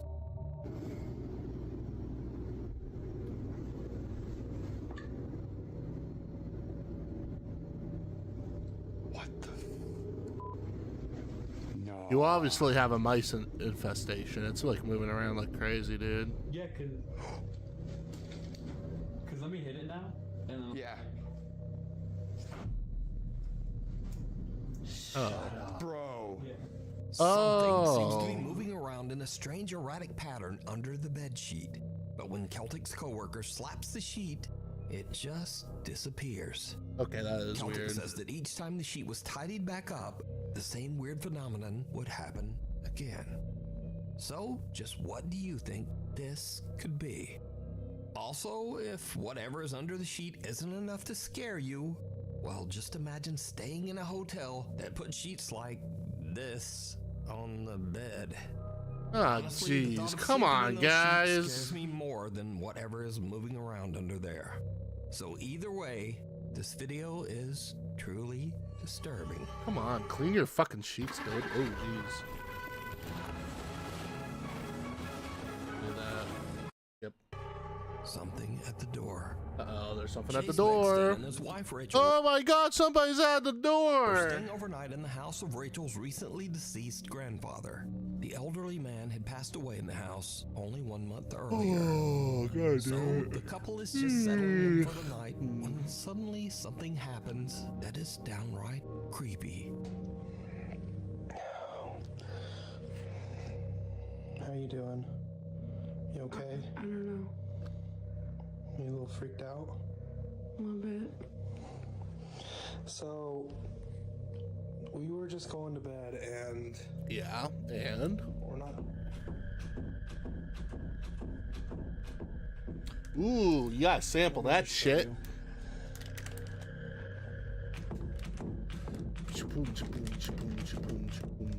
Like, we've literally had to put the bag up against the door because we're not sure.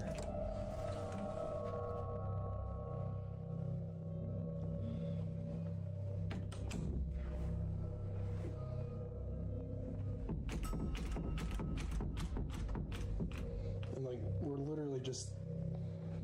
Could have sampled it. Take it into a house track. Even though there's no draft or air current in the house, the bedroom door begins to randomly move as if it's being quickly pulled back and forth by some unseen force. Understandably, Chase and Rachel are pretty shaken up by the strange, unexplained phenomena. They decide to just pack up their stuff and leave the house. But this is when things get even creepier. Okay, so we're leaving. We got all of our stuff packed. Oh.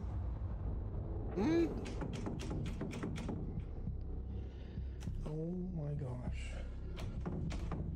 Okay, yeah, we're out here. Rachel's already in the car. I'm leaving, like, I don't know what's going on. As Chase is gathering their luggage, the bedroom door slams shut right behind him. And again, it begins to move back and forth, this time even faster than before. Chase says that he still has no idea what could have caused the strange movement of the door.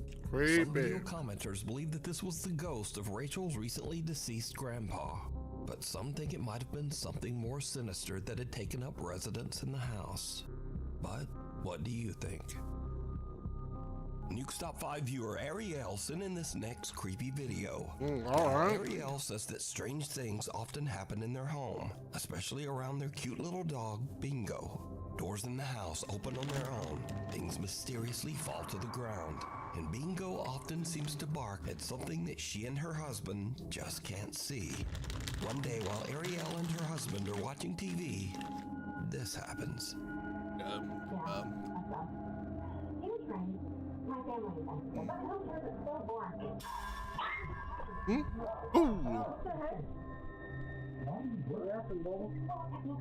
The little dog seems to be pushed and then squeals in pain and absolutely freaks out, jumping on the couple and refusing to get off the couch.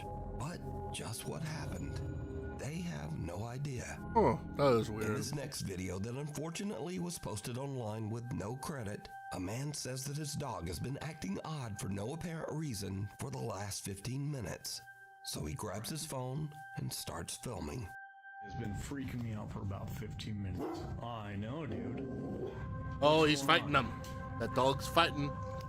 What What Using is fighting words. Something's been spooking him. He's jumping around. This dude. Oh, he's fighting. He's fighting. What are you seeing? Ooh, I saw that. Why don't you back up, Charlie? Come on, Charlie. You can fight them. You're a brave dog. Okay. Brave dog. What are you seeing? You're freaking me out, buddy.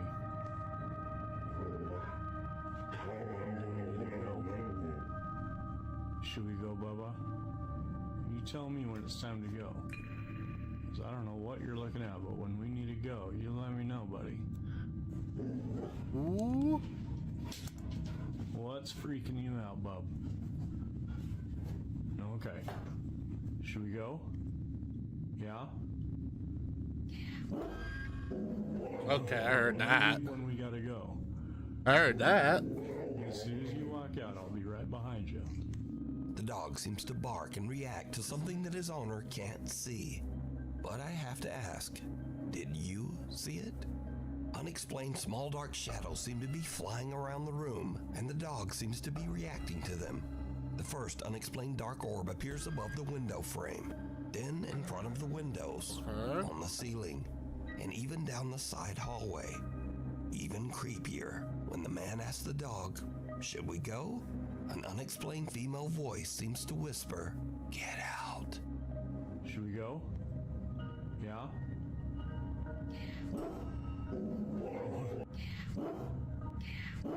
So did these dogs see and possibly even get attacked by something paranormal? Yes, the answer is yes. You decide.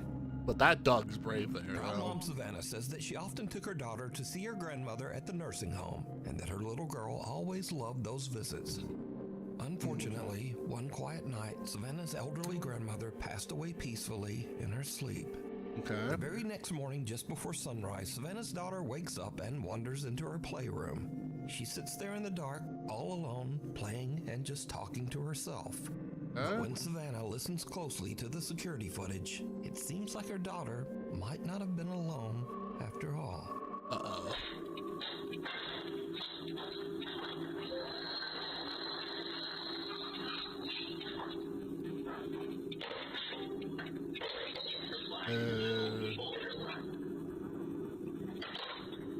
Tonight, in your spacious La Quinta suite, God your damn eyes it. could use a break. After a long day of seeing, things. But hey, free waffles always make you forget. Tonight, La Quinta. Tomorrow, you shine. Okay. Whether you're a professional or simply take pride in God tackling damn it. your own outdoor projects. These fucking ads, man. These fucking ads.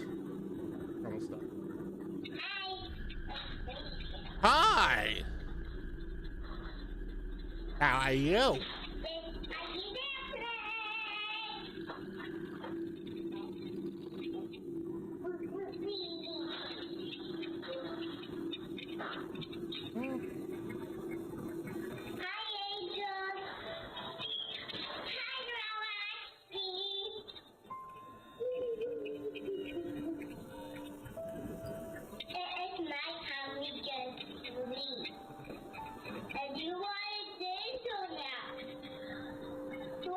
This is another tearjerker. The toddler seems to be speaking directly to her recently deceased grandmother, even gently That's reminding sad. Grandma that she's now with the angels on the other side.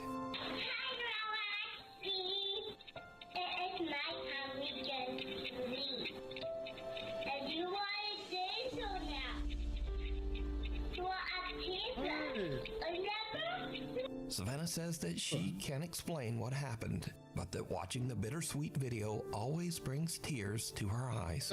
She believes that her grandma came back to say one last goodbye to her beloved little granddaughter.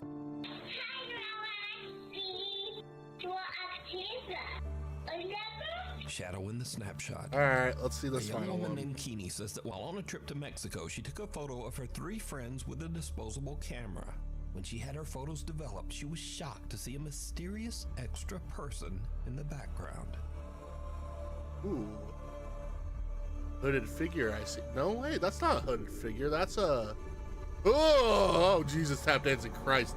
That fucking face. Oh, jeez. Oh, my God. That is just now, at first, utterly people who saw terrifying. Keeney's photo said that the dark figure in the background was simply a shadow from one of the girls, or possibly Keeney's own reflection as she took the picture. But then people began to brighten the image a bit and saw this. The extra figure in the photo seems to have a ghastly face. It doesn't look like a shadow, and it certainly doesn't look like Keeney's reflection. So just who or what is this? You decide. Oh, creepy. Finally.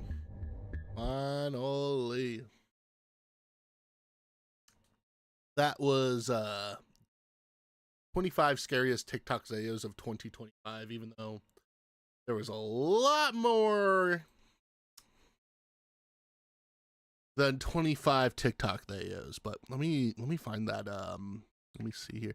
I think it wasn't it called Candyland or something? Like, shit. I need a, let me see. There was this, hold on, let me see if it's here.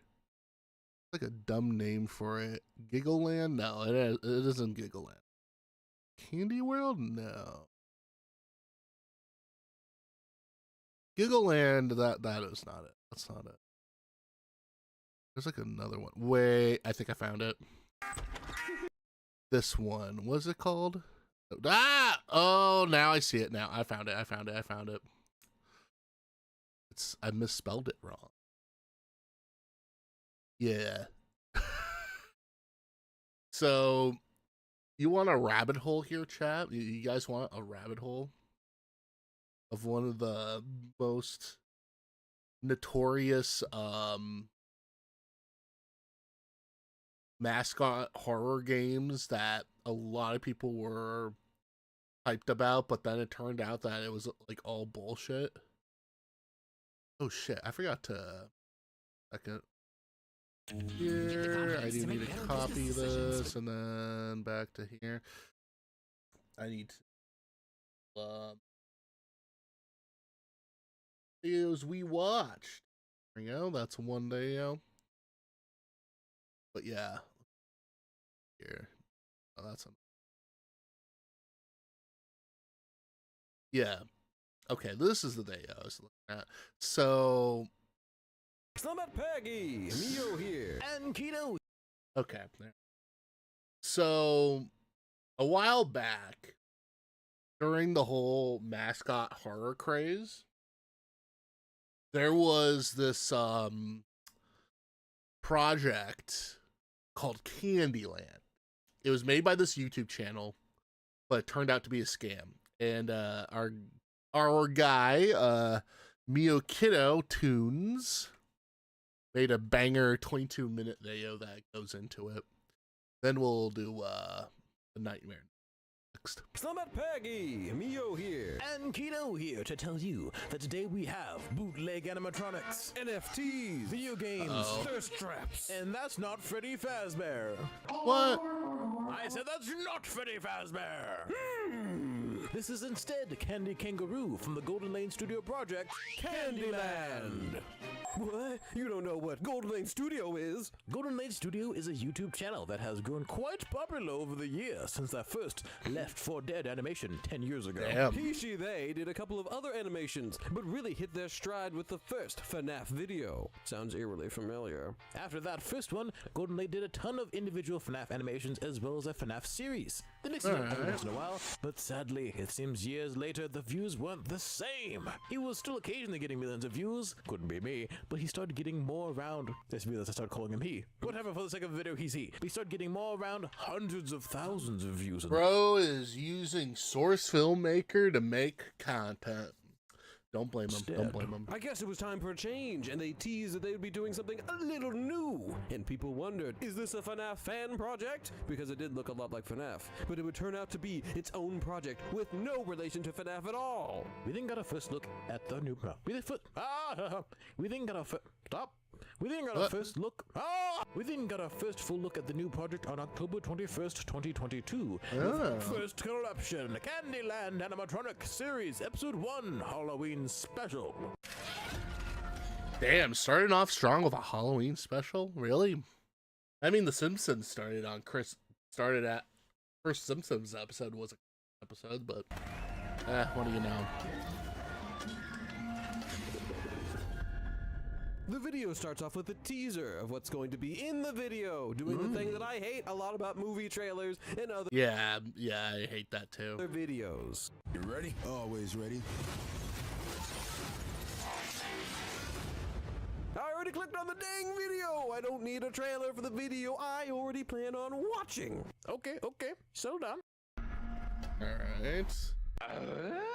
We get some nicely animated, well-rendered scenes of the amusement park Candyland and its host, Candy Kangaroo. This animatronic looks more advanced than almost anything in the FNAF universe. You know, if this is a kangaroo, Candy Kangaroo, wouldn't he have like an Australian accent? For the ones in Security Breach, which maybe takes place in 2030, which is interesting because Candyland, possibly according to our research, takes place in the 70s. Not the 2070s, but the 1970s. Oh, because okay. of course, any FNAF ripoff has to be a throwback to decades past for some reason. Candy stands up and gestures to the crowd, and some confetti shoots out, and he says, "Welcome to Candyland."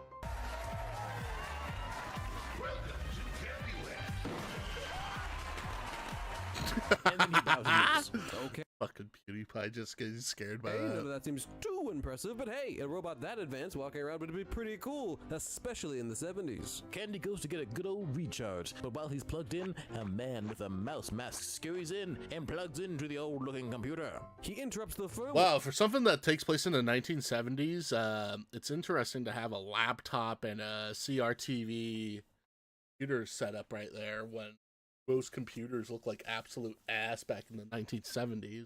Update causing a critical code corruption, and Candy starts tweaking Can't they out. just redo this like to the 90s or early 2000s or something like that, just to make it a little bit better? Like one critique I have with this already. Kay then goes back on stage, but he's acting all sus, and his faceplates are twitching all over, sort of like the fun time animatronics from FNAF. Surely there's no stealing a design element, I'm sure.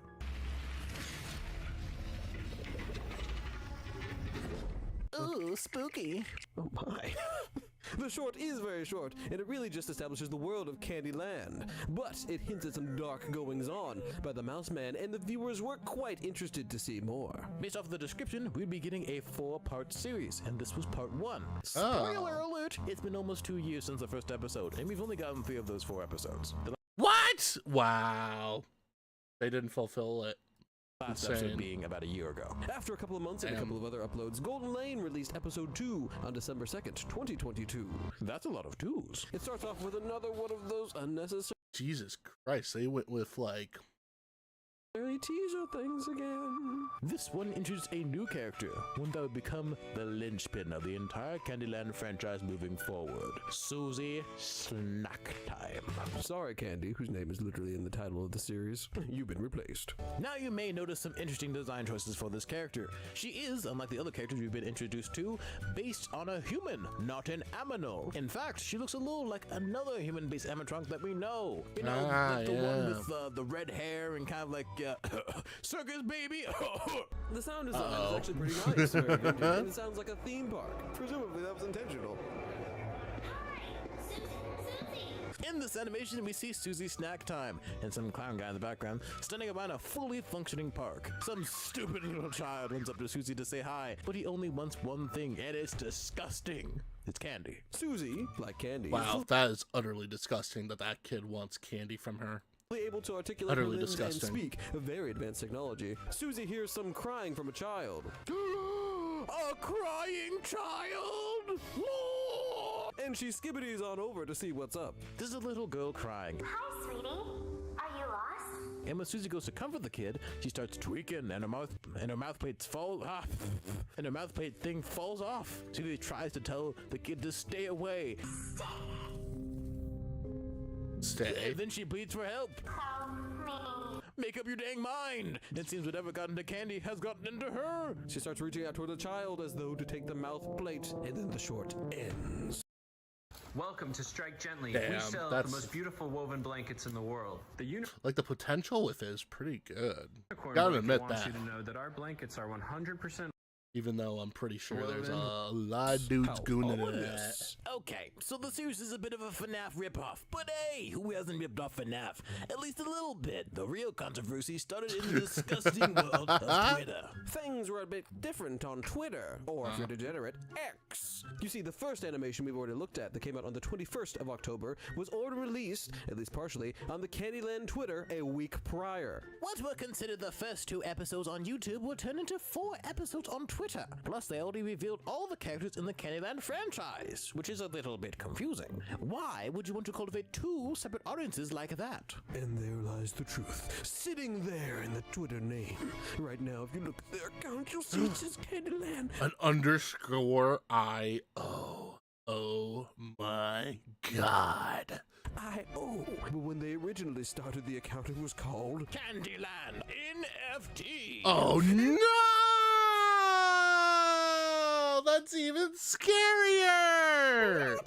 All these animated shenanigans were marketing for the NFT collaboration between Golden Lane Studio and another NFT company called Rowdy Ruse. It was all just a ruse. After discovering this fact, people were in fact quite upset. What? You don't know what an NFT is? Does anyone really know? We're not experts ourselves at all, but we will try our best to explain. A NFT, or an NFT, who cares, grammar's overrated, is an acronym for non-fungible token. A non-fungible token is a unique digital identification code that is tied to a blockchain, sort of like cryptocurrency. A lot of popular NFTs are visual, and while you can screenshot images or videos, they can never truly be copied because of their code, as indeed non-fungible. Does that make sense so far? It really doesn't matter. All you need to know is that there are special things you can buy and sell, sort of like the difference between the original Last Supper painting or one of the prints or copies. Why do people not like them? Number 1, NFTs ultimately seem kind of dumb, at least to most people. In the end, they're rather useless since you can just screenshot the image. I mean, it's all digital anyways, so there doesn't seem to be much of a point beyond making money. And if you like money, then I guess there is money to be made, kind of. 2, a lot of the people that get behind the climate change narrative say that they are bad for the environment because of the power needed for the blockchain or something. Number 3 is most important. Certain individuals, like a certain person that has a name that rhymes with Hogan Tall, and many others have scammed their audiences with false promises. In general, it seems to me that a majority of NFT products are accused of being scammed, including another NFT brand that was associated with Candyland called A Kid Called Beast. A lot of people on Twitter were fine with the NFT project, since that's what they had signed up for from day 1. But a lot of the audience on YouTube didn't seem too aware of this little fact, and like we said, they didn't like it. That was a similar response to Puppet Playtime with the whole lore of scam NFTs that caused Mob Entertainment to backpedal. And in Candyland's case, there's a popular rumor that the NFTs were just a temporary thing to raise money for the series. But Golden Lane stuck to their guns and continued to market that their NFTs would be releasing sometime in the future. And I'd just like to take a moment to point out that there are way too many Twitter profiles for me to keep everything straight. It's getting a little bit out of hand. Moving back to the project, Episode 3, or Episode 5 on Twitter, was released on March 17th, 2023. The opening title says Episode 3, Part 1. Whereas Part 2, the world may never know, because this is the last episode that Golden Lane has released. And this is the shortest episode by far, by almost a minute. And we got the teaser thing again. Uh-oh. This short shows teaser. Toucan, I think that's how you say his name, doing some card tricks and wowing the crowd. He takes his bow, then heads off the stage like the chatty bird he is. I don't trust this bird already. Something, presumably to recharge and update like candy. The lights start turning off and flickering. Tuki's looking a little nervous, but I'm sure everything will be fine. After all, why shouldn't it? Nothing's ever gone wrong with animatronics before. Then Susie appears right in front of him, holding the stuffed animal of that kid from earlier, and she's still missing the faceplate. Something tells me that kid isn't doing too well. Susie says hello. The end. Quite short. And it really didn't show much of anything. Yep, that's about it.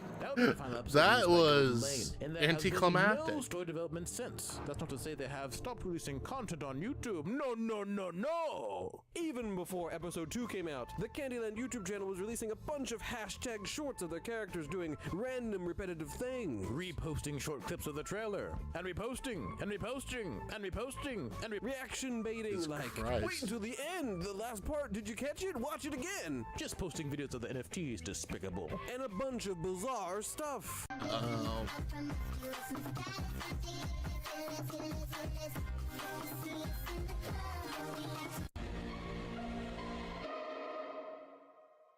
That is The worst short I've ever They seen gained in a my lot of life. views from this, but even more successful was the Susie Snack Time channel. Jesus Christ, 100,000? Character, I think, due to some questionable design choices. Just tapped it. Christ. People were thirsty for the robot girl, and Candyland saw how the sus title on the second episode worked and decided to milk the character for all she's worth. They basically turned her into a thirst trap for them to get cheap clicks for their brain rot shorts. It's very apparent what they're doing. It was obvious, and they leaned into it with no shame. She's not so innocent. Oh, don't show your GF the last part. Ooh, Susie Snack Time. Can you make it to the end? Oh, mythic Susie Snack Time. Fire!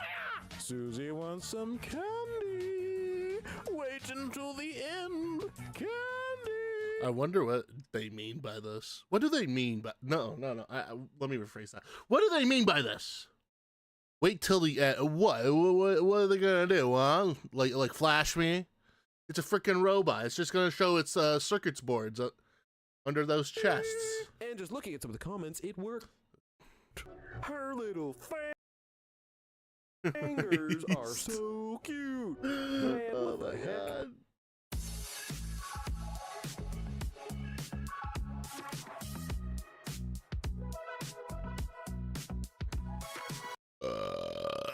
god. Jesus, tap dancing Christ. Would you open the door for her? How cute. I would definitely open the door for her and give her some candy.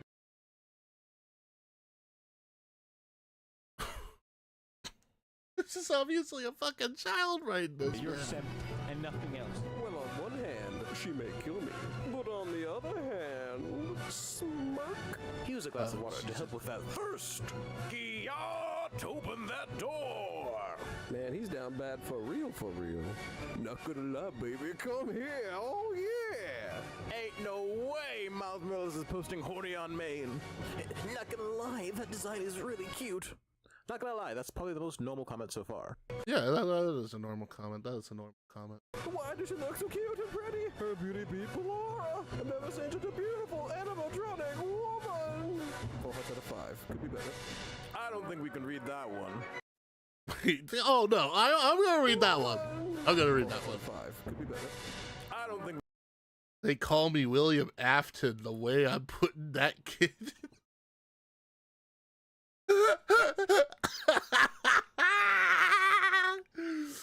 Oh my god.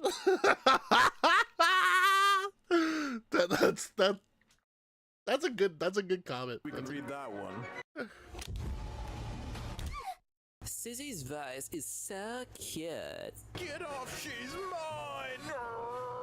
What the hell? Hey, yo!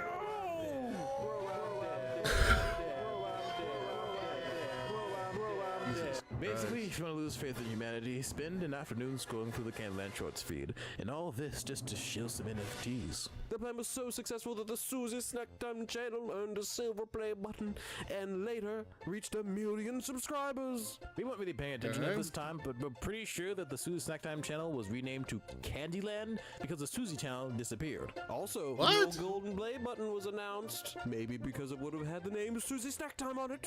Just a theory. Oh, actually, it's confirmed. Candyland has also tweeted that they mean to create some VTubers, and I think you know.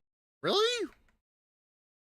Actually, it's confirmed. Candyland has also tweeted that VTuber initiative. We created a YouTube channel dedicated to for unique incentives. VTuber initiative to grow the core IP to further what? Dude, what happened to the channel? It disappeared though. I think you know who they'll pick for that little project. Back to the unholy hellscape of Twitter. Yes. The things Candyland had been posting, everything was going according to plan. They wanted to blur the lines between creator and community, and they want the viewers to impact the story. And NFT holders can earn candy, whatever that is, and the more you earn, the more you impact things. They want to grow their social media and educate the normies on Web3 and crypto and all that stuff, and make a game and a series and a workshop and all the things. Also, according to the manifesto, all these shorts in the series of animated short videos were just case studies for the pre-minting phase. So yeah, probably not gonna get another episode since it seems that this is all just a test.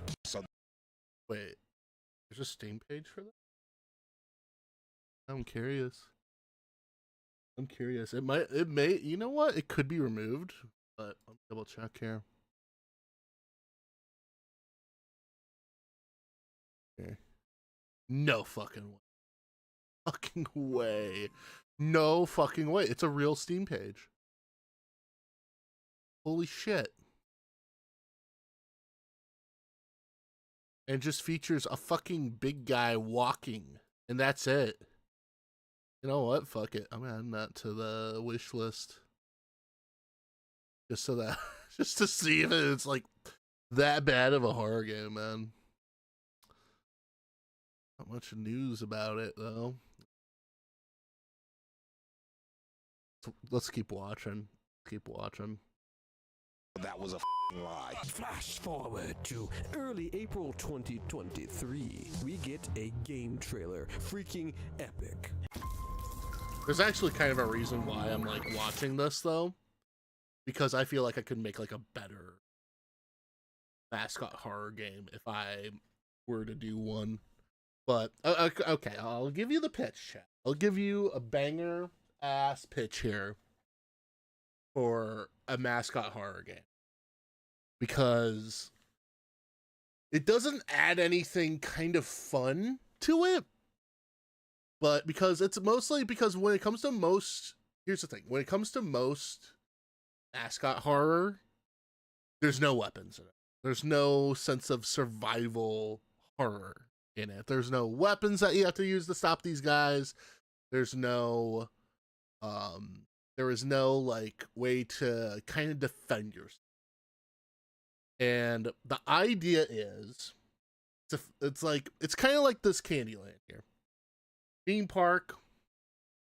I think the pitch would be the story will be is some random guy comes it like basically he's like the son of some famous like inventor, because a few like 10 years ago or so he's the son of a person who owns a theme park. That theme park went under like out of nowhere. No one knows how. Park gets shut down and no one is allowed to go in. And land, I don't know, maybe seized by the government, but chances are our main character has it. 10 years later, main character is like an adult now. Dead end job, nothing. Gets a letter saying like, hey, your dad's alive. Come to the place where you have to find him.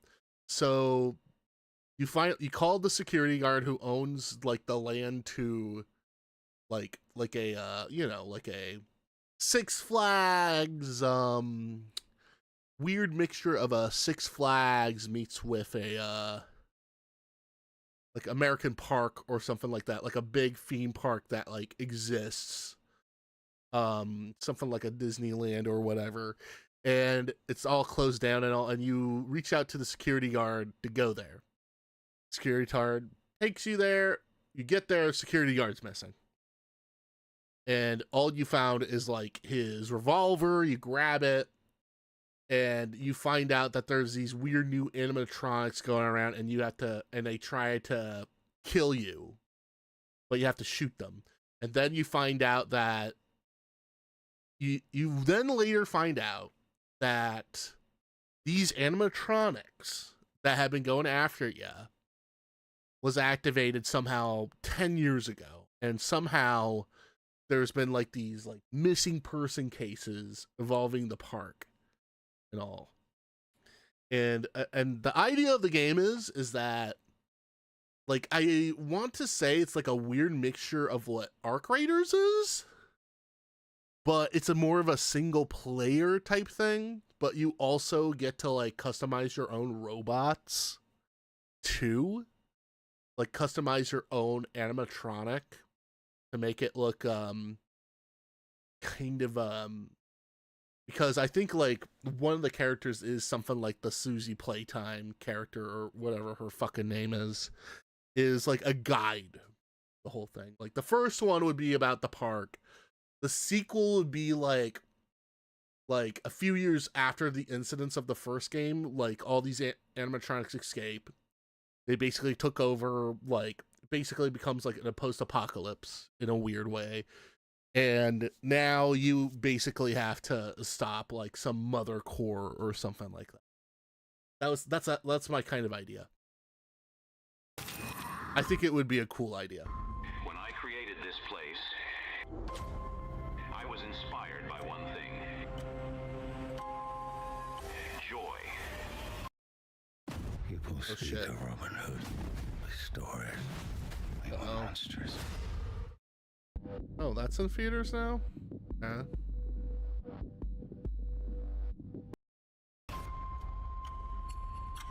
It shows off some environments and a voiceover that a lot of people say sounds like a knock-off Henry Emily voice from FNAF, possibly AI. I'm not throwing out any accusations. Connection terminated. I'm sorry to interrupt you, Elizabeth. If you still even remember that name. When I created this place, I was inspired by one thing. The plot of the game seems to be that the park has been abandoned after some evil thing, and the animatronics are going to come after you, yada yada. That's pretty much it. Not much can be gleaned from the trailer. I'm pretty sure that this thing was stuck together using a bunch of assets they already had, and that most of this won't be in the final game. Either way, it looks about as generic as probably playtime when it first started out, along with all of its clones. We've already stolen from FNAF, and why not another mascot horror franchise? Well, why shouldn't I? Radio silence except for YouTube shorts and tweeting about NFTs. Then, holy moly, January 2024. Season 1? A What? trailer for the Candyland series dropped out of the ether.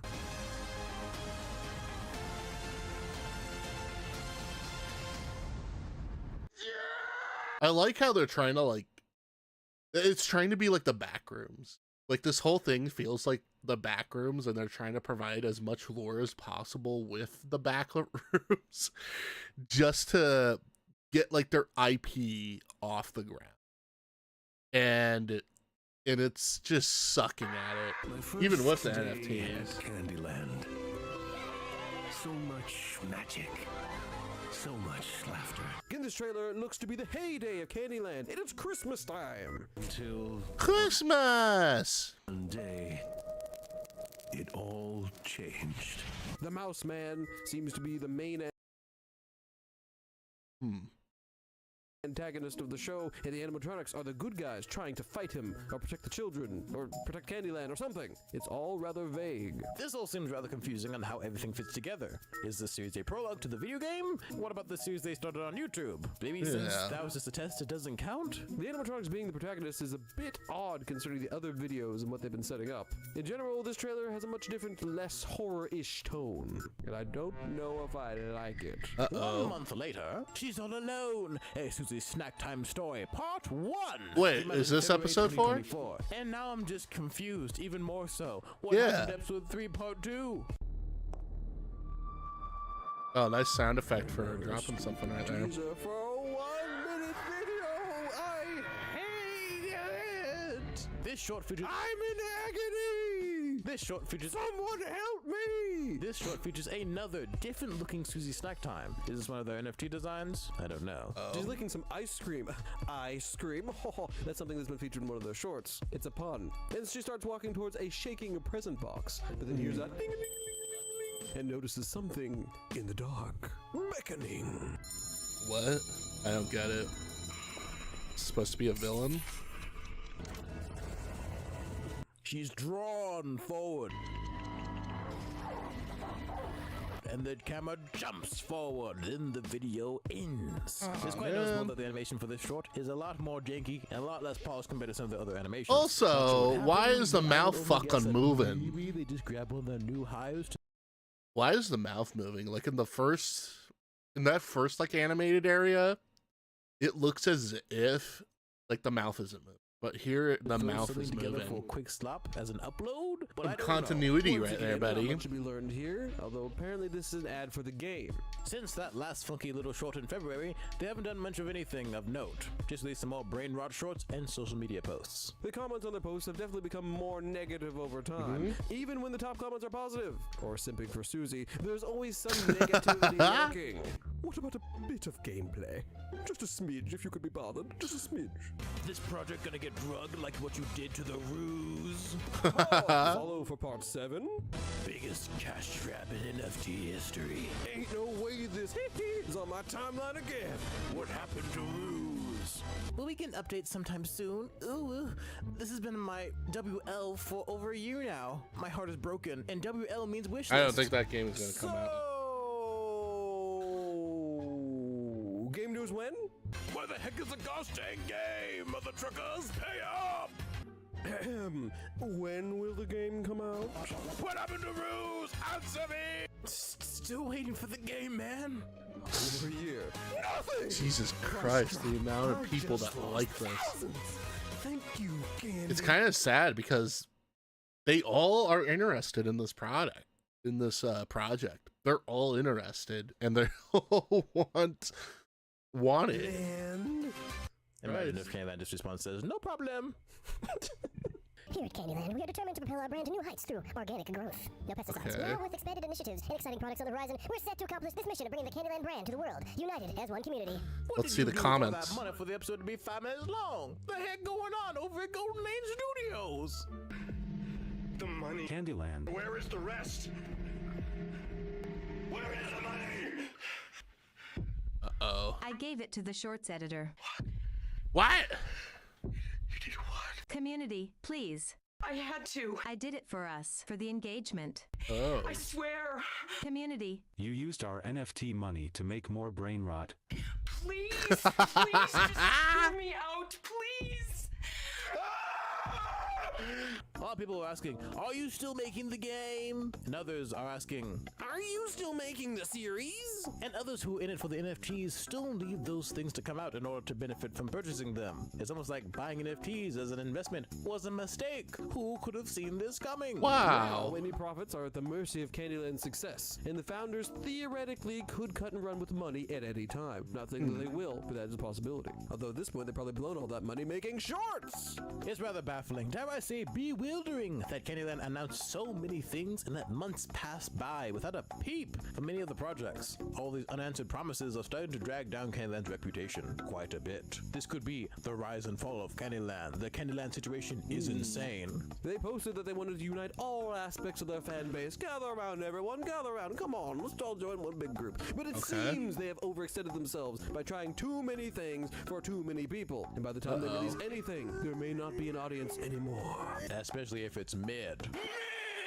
And they kind of sabotaged themselves by tying everything to NFTs, since NFTs were already sort of on their way off the hype train when Candyland was just getting started. The future of Candyland is looking bleak. Just before the video was finished, we discovered that they had a Discord, and there was an announcement on there from earlier in September. So we're gonna go take a look at this announcement and see what is explained. Let's take a peek. Not that any of it will probably change my opinion. Let's see it. It's been a while since our last announcement, and we wanted to provide you with an update on what's happening behind the scenes with Candyland. First off, we know that you all have been eagerly awaiting our Candyland series. This was scheduled to kick off many months ago and has suffered from significant delays. Good to know that this dry spell wasn't intended. The series was supposed to be the heart of Candyland, opening up multiple avenues for us to expand to, including ad revenue, Patreon, and more. As a person who also makes videos, I don't know what kind of ad revenue you're going to get from a 5-minute long video, but sure. Although, don't you already have Patreon? However, after many months of building the pipeline to produce these videos, one of our very crucial team members had to step away due to personal issues. That's unfortunate and understandable. But there's some good news to come from this. We've been rebuilding the pipeline, and episode 1 is back in production. Plans to release episodes in shorter parts instead of one large episode each time. How short are we talking? They're already supposed to be 4 to 5 minutes, and all the episodes that you've been making already were already pretty short. Under 3 minutes even. We made this decision in order to get content out at a faster pace. Along with this, we have some exciting shorts in production that will be released soon and posted on all platforms. The shorts in question.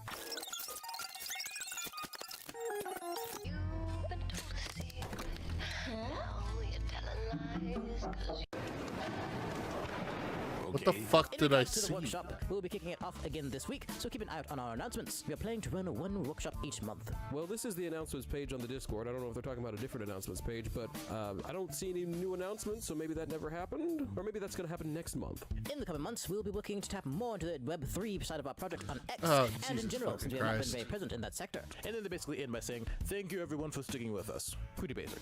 At this point, I would buy this IP. I would buy this IP. I would rather buy this IP and actually make their fucking video game for it, because it's very evident. Okay, I'm gonna be kind of honest with this with this Candyland IP here. The original guy who made those, like, very first, I think, I'm gonna be honest here, maybe first 2 parts actually wanted to make something that's a bit different from Five Nights at Freddy's, but be adjacent to it and get like a fandom around it. But somewhere along the way, he made a very terrible deal. He ended up selling it to obviously some douchebag who would rather do NFTs and crypto with this fuck-ass project with a video game ad. A video game that I don't even think is going to get the light of day. That I don't think it's going to see the light of day. Then to basically just sell it. Like, I'll buy it for $100.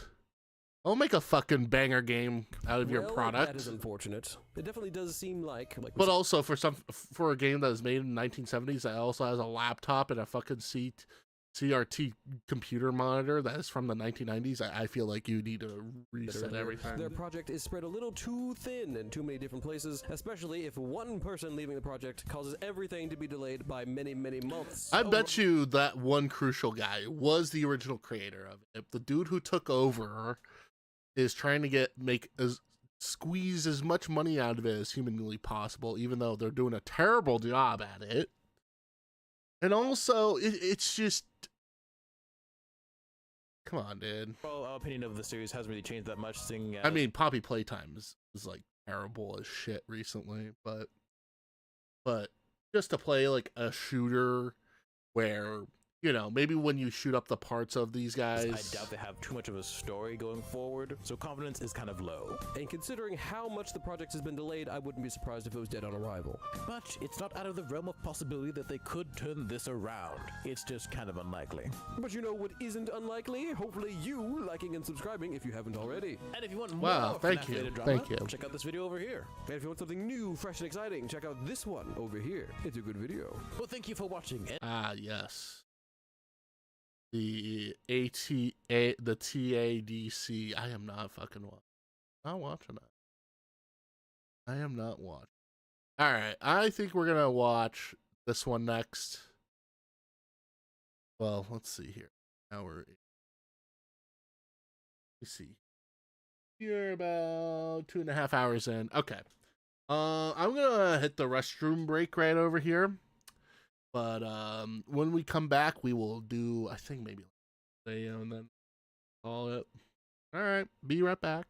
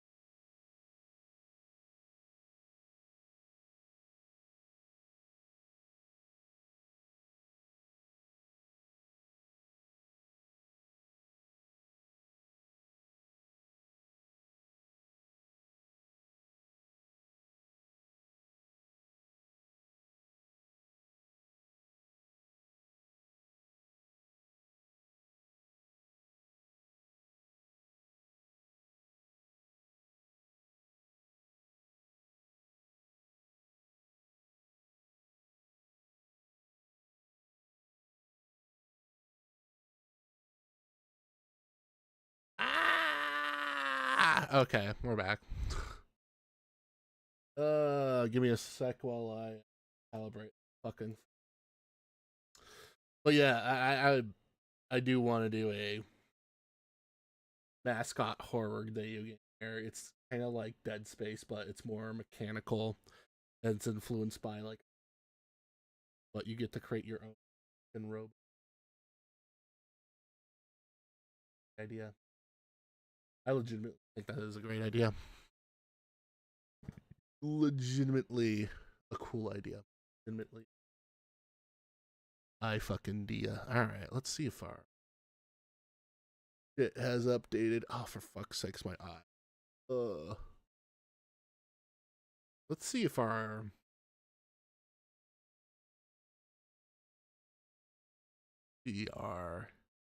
Forgotten World N64 horror games. Okay, that's a little too long. Left 4 Dead Tank Tower. I'm just gonna look through here. Oh, did I get my YouTube video through? Hold on. I did not. Hold on. So about 2 years ago, we talked about how AI will change the human-computer Oh, shut the interface. fuck up. You guys gotta change everything, guys. Fuck up. I hope you die. Anyway. I'm looking through here. YouTube's most depraved furry predator. Oh, jeez.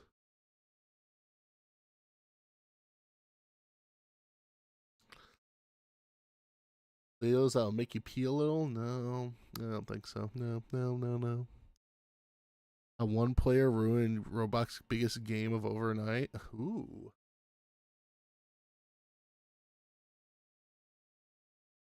Our dog man. Ooh, okay, we got a banger here. Holy shit. I got a gem here. Do you believe in Dogman? This is an interesting one. Let me read. All right. Do you believe in Dogman in Dash R Dogman by Blue Face Paint? Let's watch this. I'm kind of curious. Subreddit about a Dogman? Oh, that is interesting. Let's watch. Reddit is a massive site with communities for almost anything, from the big ones like video games, baking, plants, and television, politics, to smaller ones like uranium glass collectors, tree frog enjoyers, and those interested in alarm clocks. But a truly small and decently weird subreddit. Small subreddit dramas are always the most funniest types of dramas out there. It's just like I think it was a while ago where wasn't it like our art on Reddit had like this weird mod like this weird corrupt mod who basically had to ban a guy and delete their art posts because he accidentally like posted a link and he tried to mend the situation by talking to them privately, but then it just backfired immediately. Is that of r/Dogman? All right, let's see this one. I'm curious. I'm very curious. Now, if you try and search for Dogman Urban Legend online, because just Dogman is kind of taken, almost every link will be about the Michigan Dogman, also referred to as the Dogman of Northwestern Michigan, in the book Traveling Michigan Sunset Coast by Julie Abrick Royce, published in 2007, where Julie describes the first ever sighting of Dogman as follows. Lumberjacks in Wexford County spotted an animal they believed to be a dog, and for lack of anything better to do, they began chasing it. To escape its pursuers, the tormented animal ran inside a hollow log. One of the lumberjacks grabbed a stick and poked inside the log. Creature let out an unearthly scream. Dude, what the fuck? You shoved that stick up that poor dog's ass! What the fuck is wrong with you? What the fuck, man? Crawled out of the log and stood upright. There, face to face and eye to eye with the men, stood a creature with a man's body and dog's head. Yeah, he totally shoved that stick up that dog's ass. Disgusting ass humans, man. How dare you do something that, like, horrifyingly disgusting?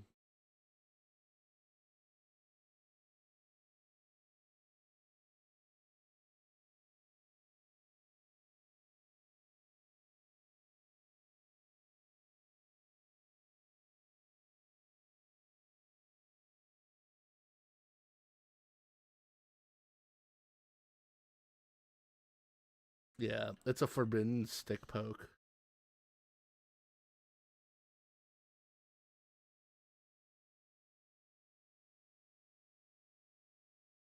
There we go.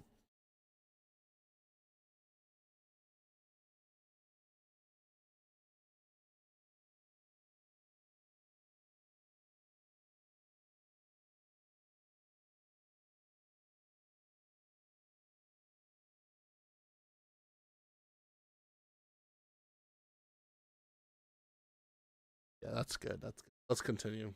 Terrified men broke camp and never returned to the area. From then on, the beast made an appearance about every 10 years. 10 years? This entry is followed by 4 more supposed sightings, 3 of which have years attached to them, all ending with the number 7, following the 10-year rule. It's a pretty creepy image if you try to imagine 2027 it. is next year. An unclothed and malnourished man with the head of a dog that doesn't howl, but screams. Welcome to Strike Gently. Our woven blankets are 100% So woven, interesting. 100% cotton, That is and so made in the interesting. But back So next year it's going to be 2027. to the subreddit. See, If you are in Michigan, 2027 is next year, and you are a YouTuber, I say go for it. Purpose, or at least its most entertaining one, is for people to post their own experiences with Dogman. This, of course, including video and photo evidence. The top all-time post in r/Dogman was only posted 4 months ago, and I'm not joking when I say this genuinely got the jump out of me. This is the exact spot that I just.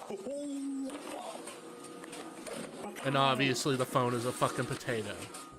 Now, Fuck, although I can't man. verify if the context provided in the comments is true or not, as I was unable to find the original video anywhere, Mr. Laxavrak, probably pronouncing that wrong, who besides the Dogman subreddit frequents r/conspiracy, r/Bible, and r/Asmongold, says that the person, who was supposedly live streaming this, was talking about a previous run-in with the Dogman before this clip was taken. This encounter also happening while they were live, and at the light pole they were zooming into. Hence why they were doing that in the first place. Also saying that the chat was freaking out when this happened. But some other commenters are a bit more skeptical, with quite a few people bringing up that this guy supposedly lived next to an emu farm at the time of the stream. And if you look up some videos of emus running, I'd have to say that's a pretty decent match, although it does look a lot taller than an emu, and even passes in front of the light pole without. That does look like getting an any emu. larger. But let's rerun the video really quick. As you can see, whoever this is was smoking when this sighting took place. And if you slow down the Dogman running, it's just smoke crossing in front of their camera. Oh. Well, that was almost something. And I did shit myself a little when I first watched it, so I'll give that a 7 out of 10. Funnily enough, one of the next top posts that isn't That's just nice. a shitty meme is a gif of a different recording from the same person posted 6 years ago. With this one looking even more like a flashgate than the last, but still only points towards it being smoke. Unlike the last post though, people 6 years ago really hated the "that's just smoke" response. Anyone who says this is smoke and potato camera quality must be watching on a potato device. This was streamed on FB and was zoomed in when it went. Now that's a good that's a good comeback. That's a good comeback. Yeah. Oh, you said that you were recording on a potato phone. Well, you have a potato device. That's a potato device that you're using. Oh.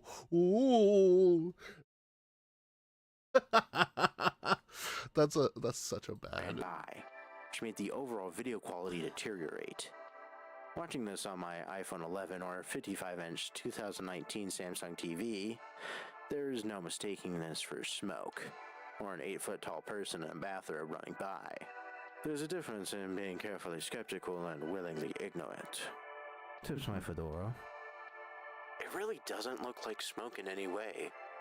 Yeah, that's a very fedora actually type comment. It clearly goes behind the light pole, has a consistent shape and predictable movements, and the light itself hits the back of this thing, lighting parts of it up when it enters the light.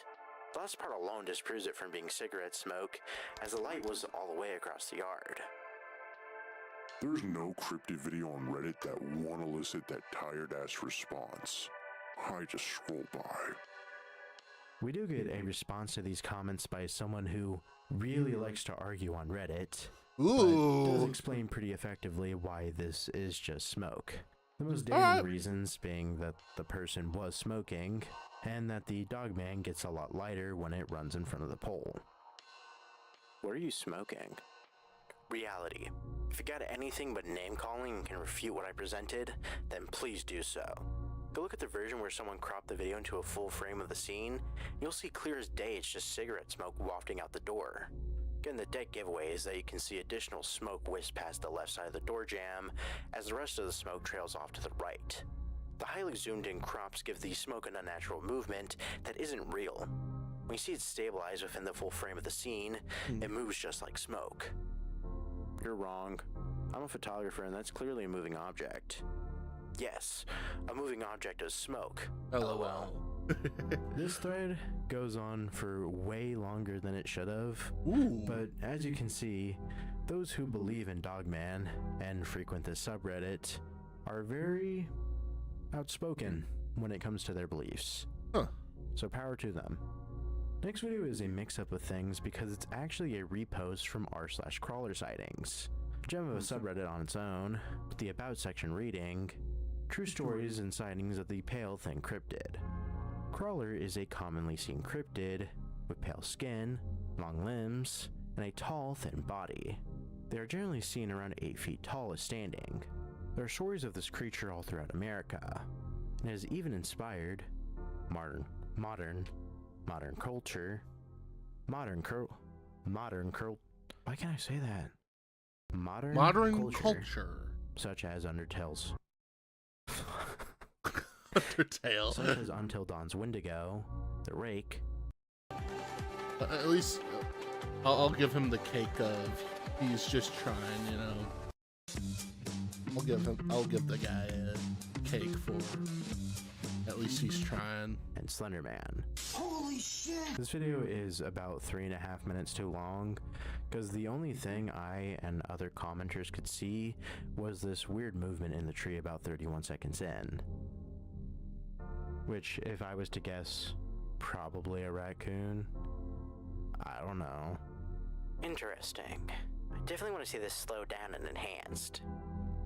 You, sir, have balls of steel for going out there for 3.5 minutes to record that. Holy, great video evidence. Def could be a Dogman. It's bigger than a crawler for sure, in my opinion. I don't know if any of these people are real, if I'm being honest. Dead internet theory, I guess. Now, there are a handful of posts that have been marked as hoaxes by the moderation team of the Dogman subreddit. Like this one, for example. Legit clear video? Saw this on TikTok and it looks pretty legit to me. Certainly not a bear, and certainly can't be a human in a suit.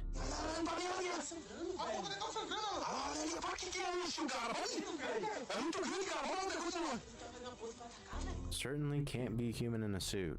Yeah. Surprisingly, a lot of the comments actually disagree with the person posting for once. Huh. Obviously fake. Not that obvious. How'd they get the eye to shine? You're right. How could they possibly fake something as simple as eye shine? It's obviously not a guy in a suit and must be the real deal. It's unfortunately complete bullshit. It's a suit. Another post is titled, Possible Dogman? Where, yet again, the only comments are people saying that it's fake. Are you kidding me? 1, those are lights. Uh-huh. 2, guys acting stupid. 3, crickets chirping. It goes silent when dogmen are around.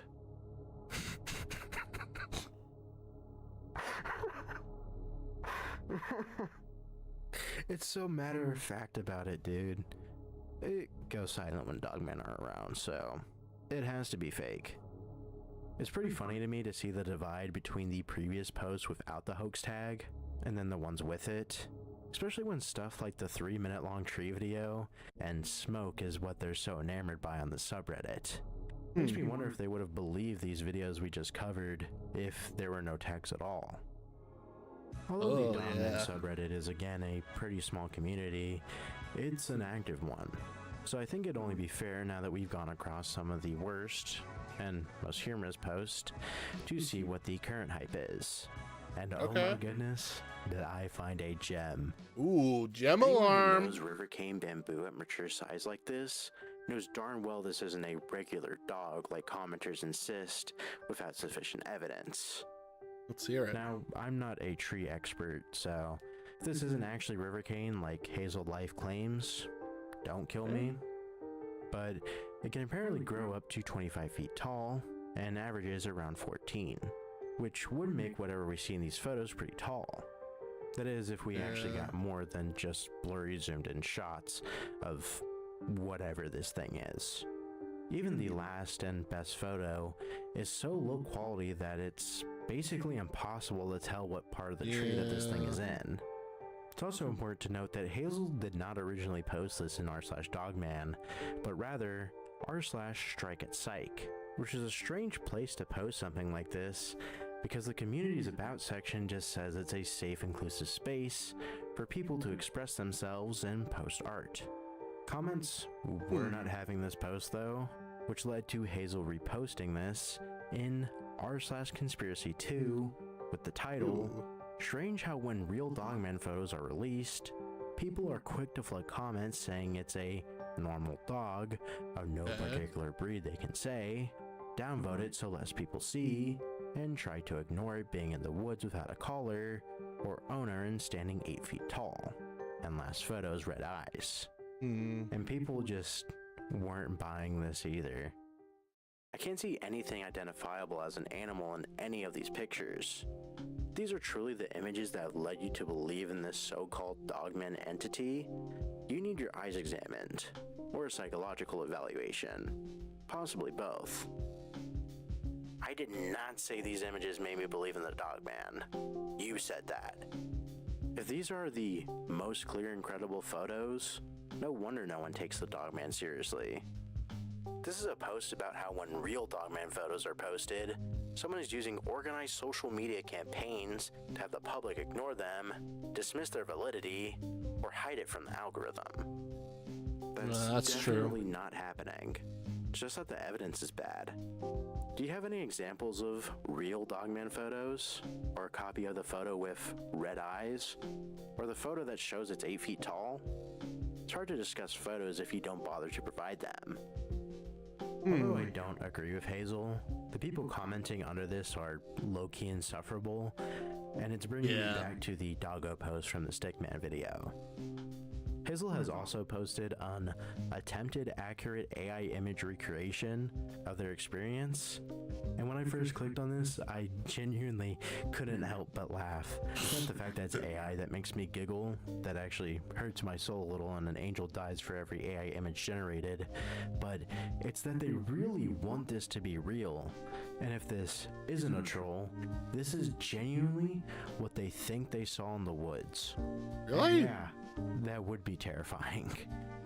The post that this image was looks like was actually that dude looks like Blight from Elden Ring.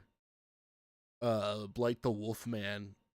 A comment that Hazel put under yet another post they made in Strike at Psych, titled "The October 2025 London, Ohio Dogman Terrifying Encounter." I tried condensing this down a little bit, but there's so much going on in the latter half of the story that I'm just gonna have to read the full thing. I'm sorry. All right. Ink so I'm bright down. it I'm pops down. off the page. Oh fuck! Feel I the joy hate. of Inkjoy. Oh Dull god pens damn it! I help hate with that person. I hate that that lady is. Oh my god! I hate that TikTok account so fucking much. She is of this TikTok account where she does these silly little dance moves with funny little editing tricks, and I'm Goodbye, fucking Canada. losing it.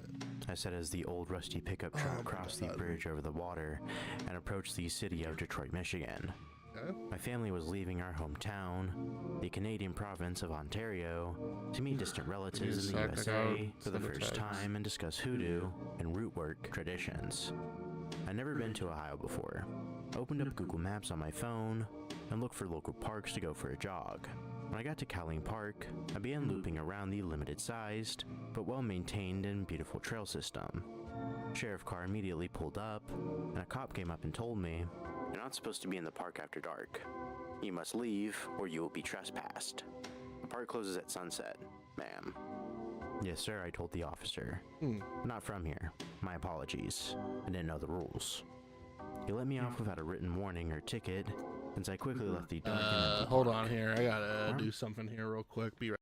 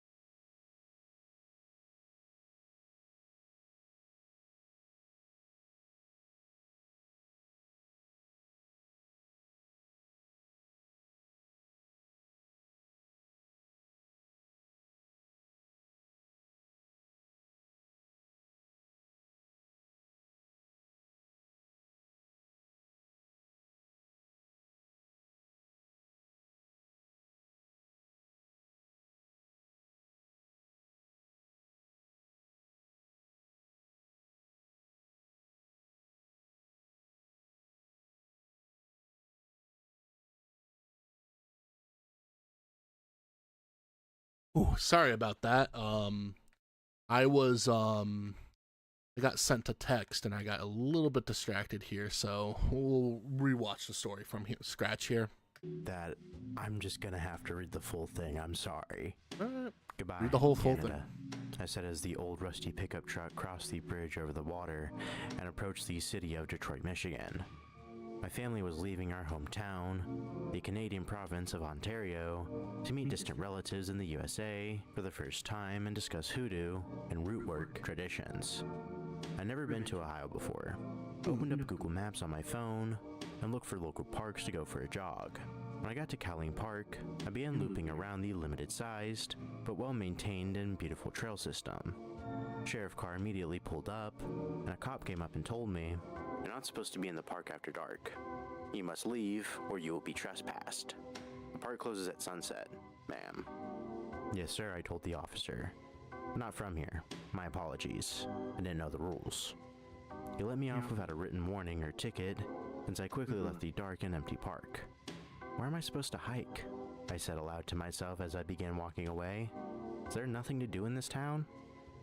The cop surprisingly heard me and said, "Well, there's Stanley Park, but you being more aware of your community and oral history more than anyone else from the community here should know not to go there at night." "Oh, another park," I said. "Perfect. Is it open this late?" "I don't know. I think it's closed, but I don't know when it closes."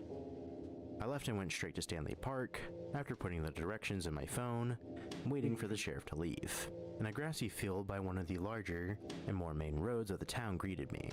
I couldn't see anything to do. A field and a gazebo, that's it. Some building by the parking lot next to the road appeared to be closed to the public. A ranger's office or something. I walked away from the road and into the dark and empty grass field to walk around in circles.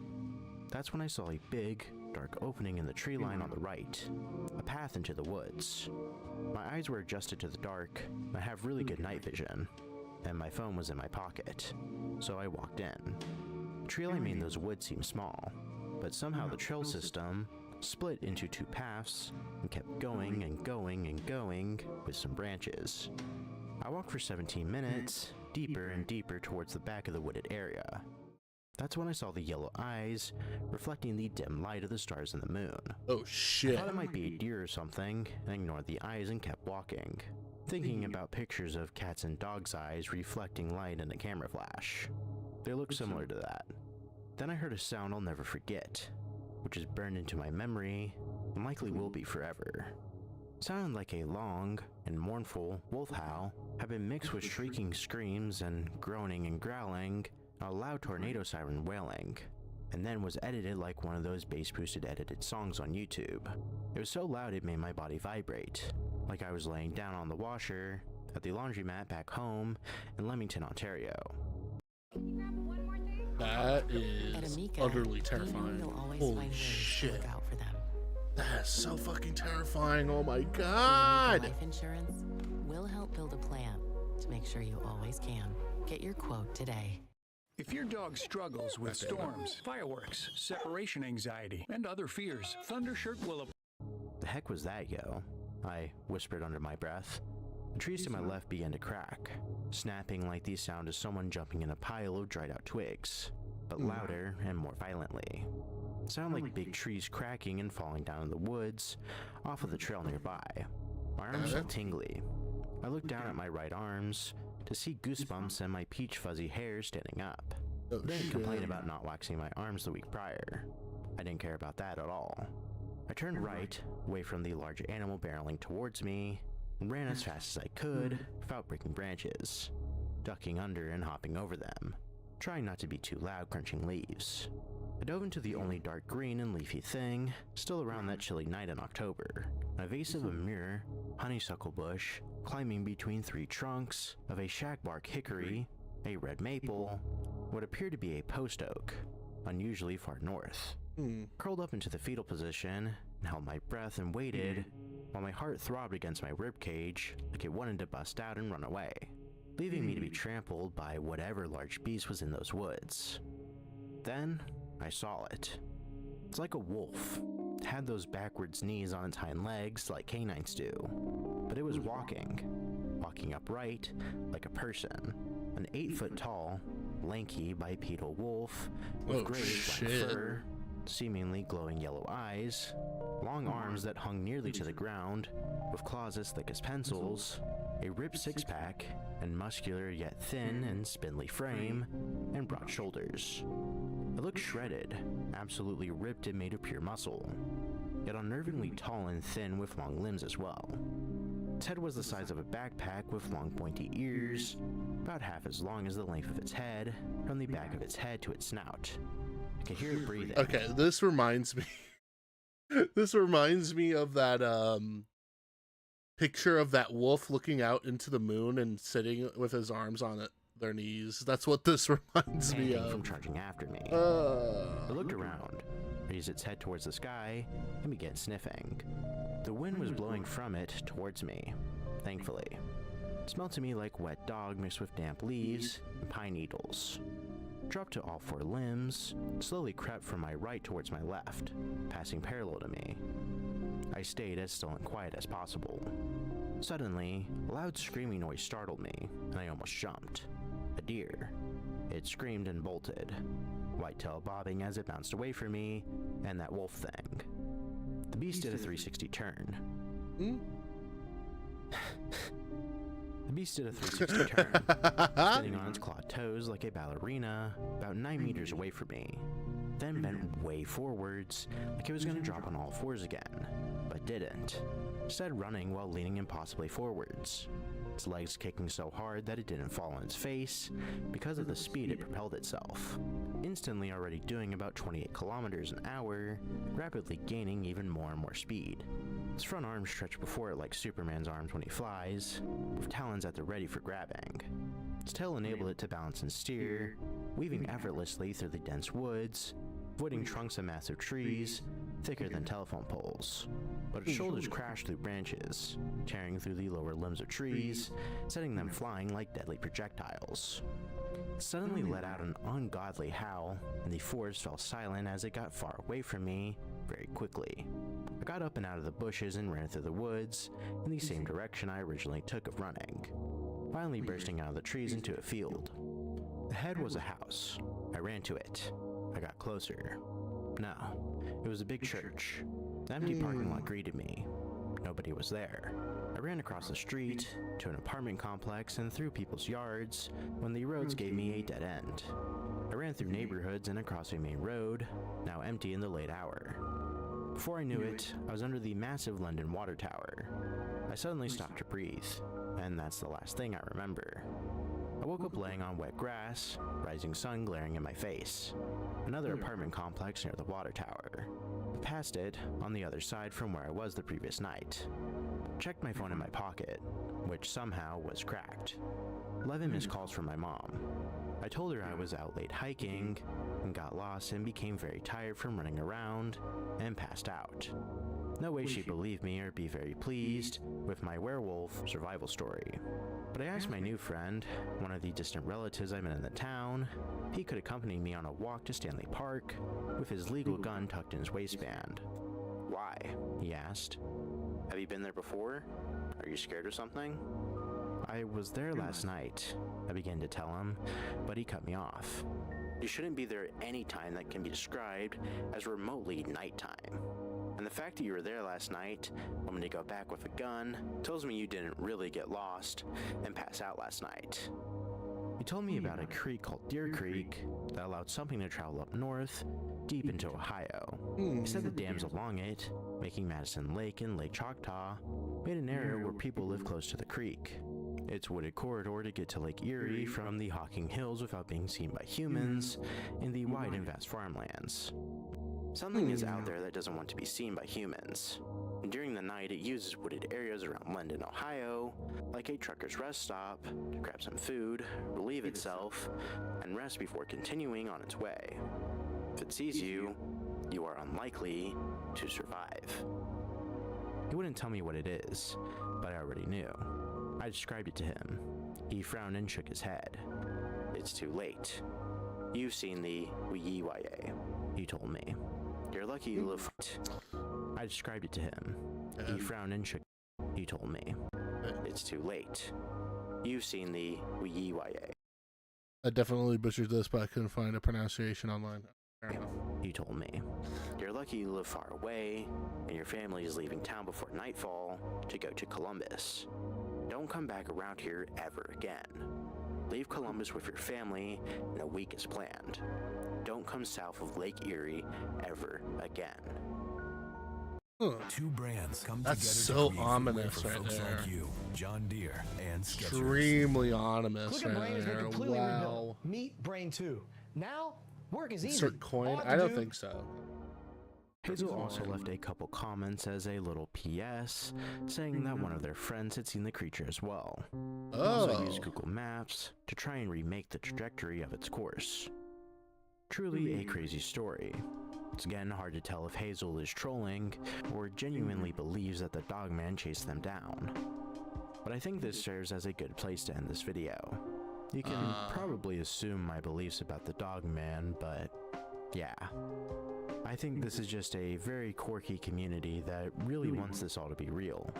And who knows, maybe someone will end up posting something in the near future that just completely alters my worldview. Yeah.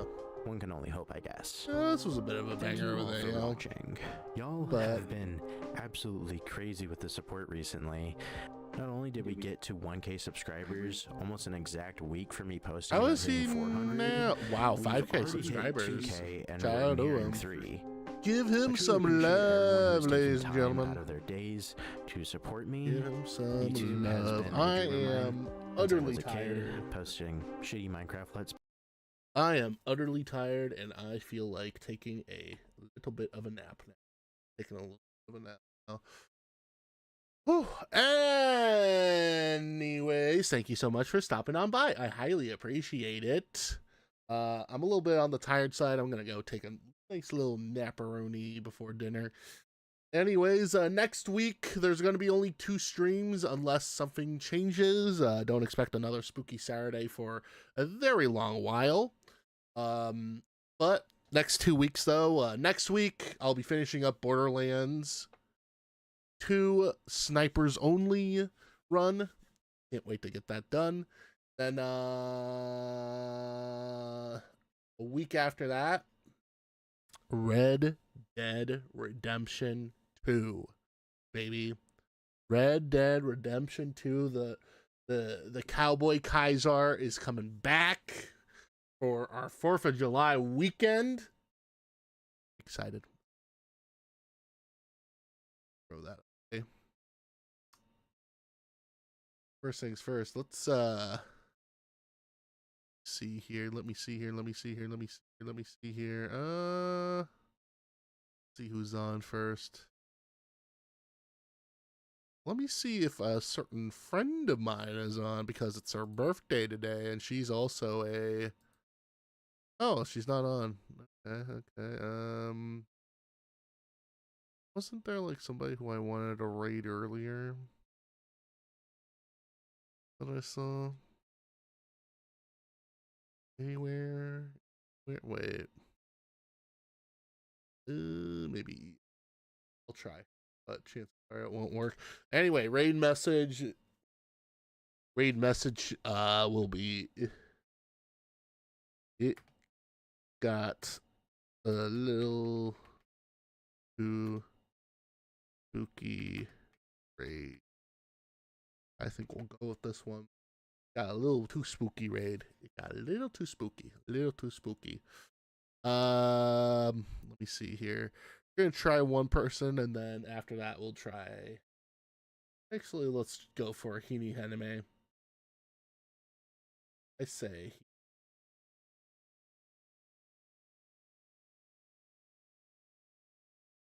He's doing Demon Souls.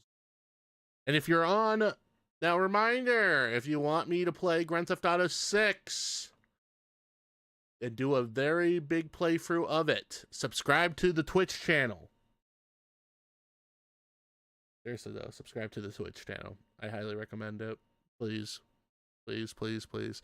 Anyways, thank you so much for stopping on by, and I hope you guys have a wonderful rest of your weekend. Goodbye!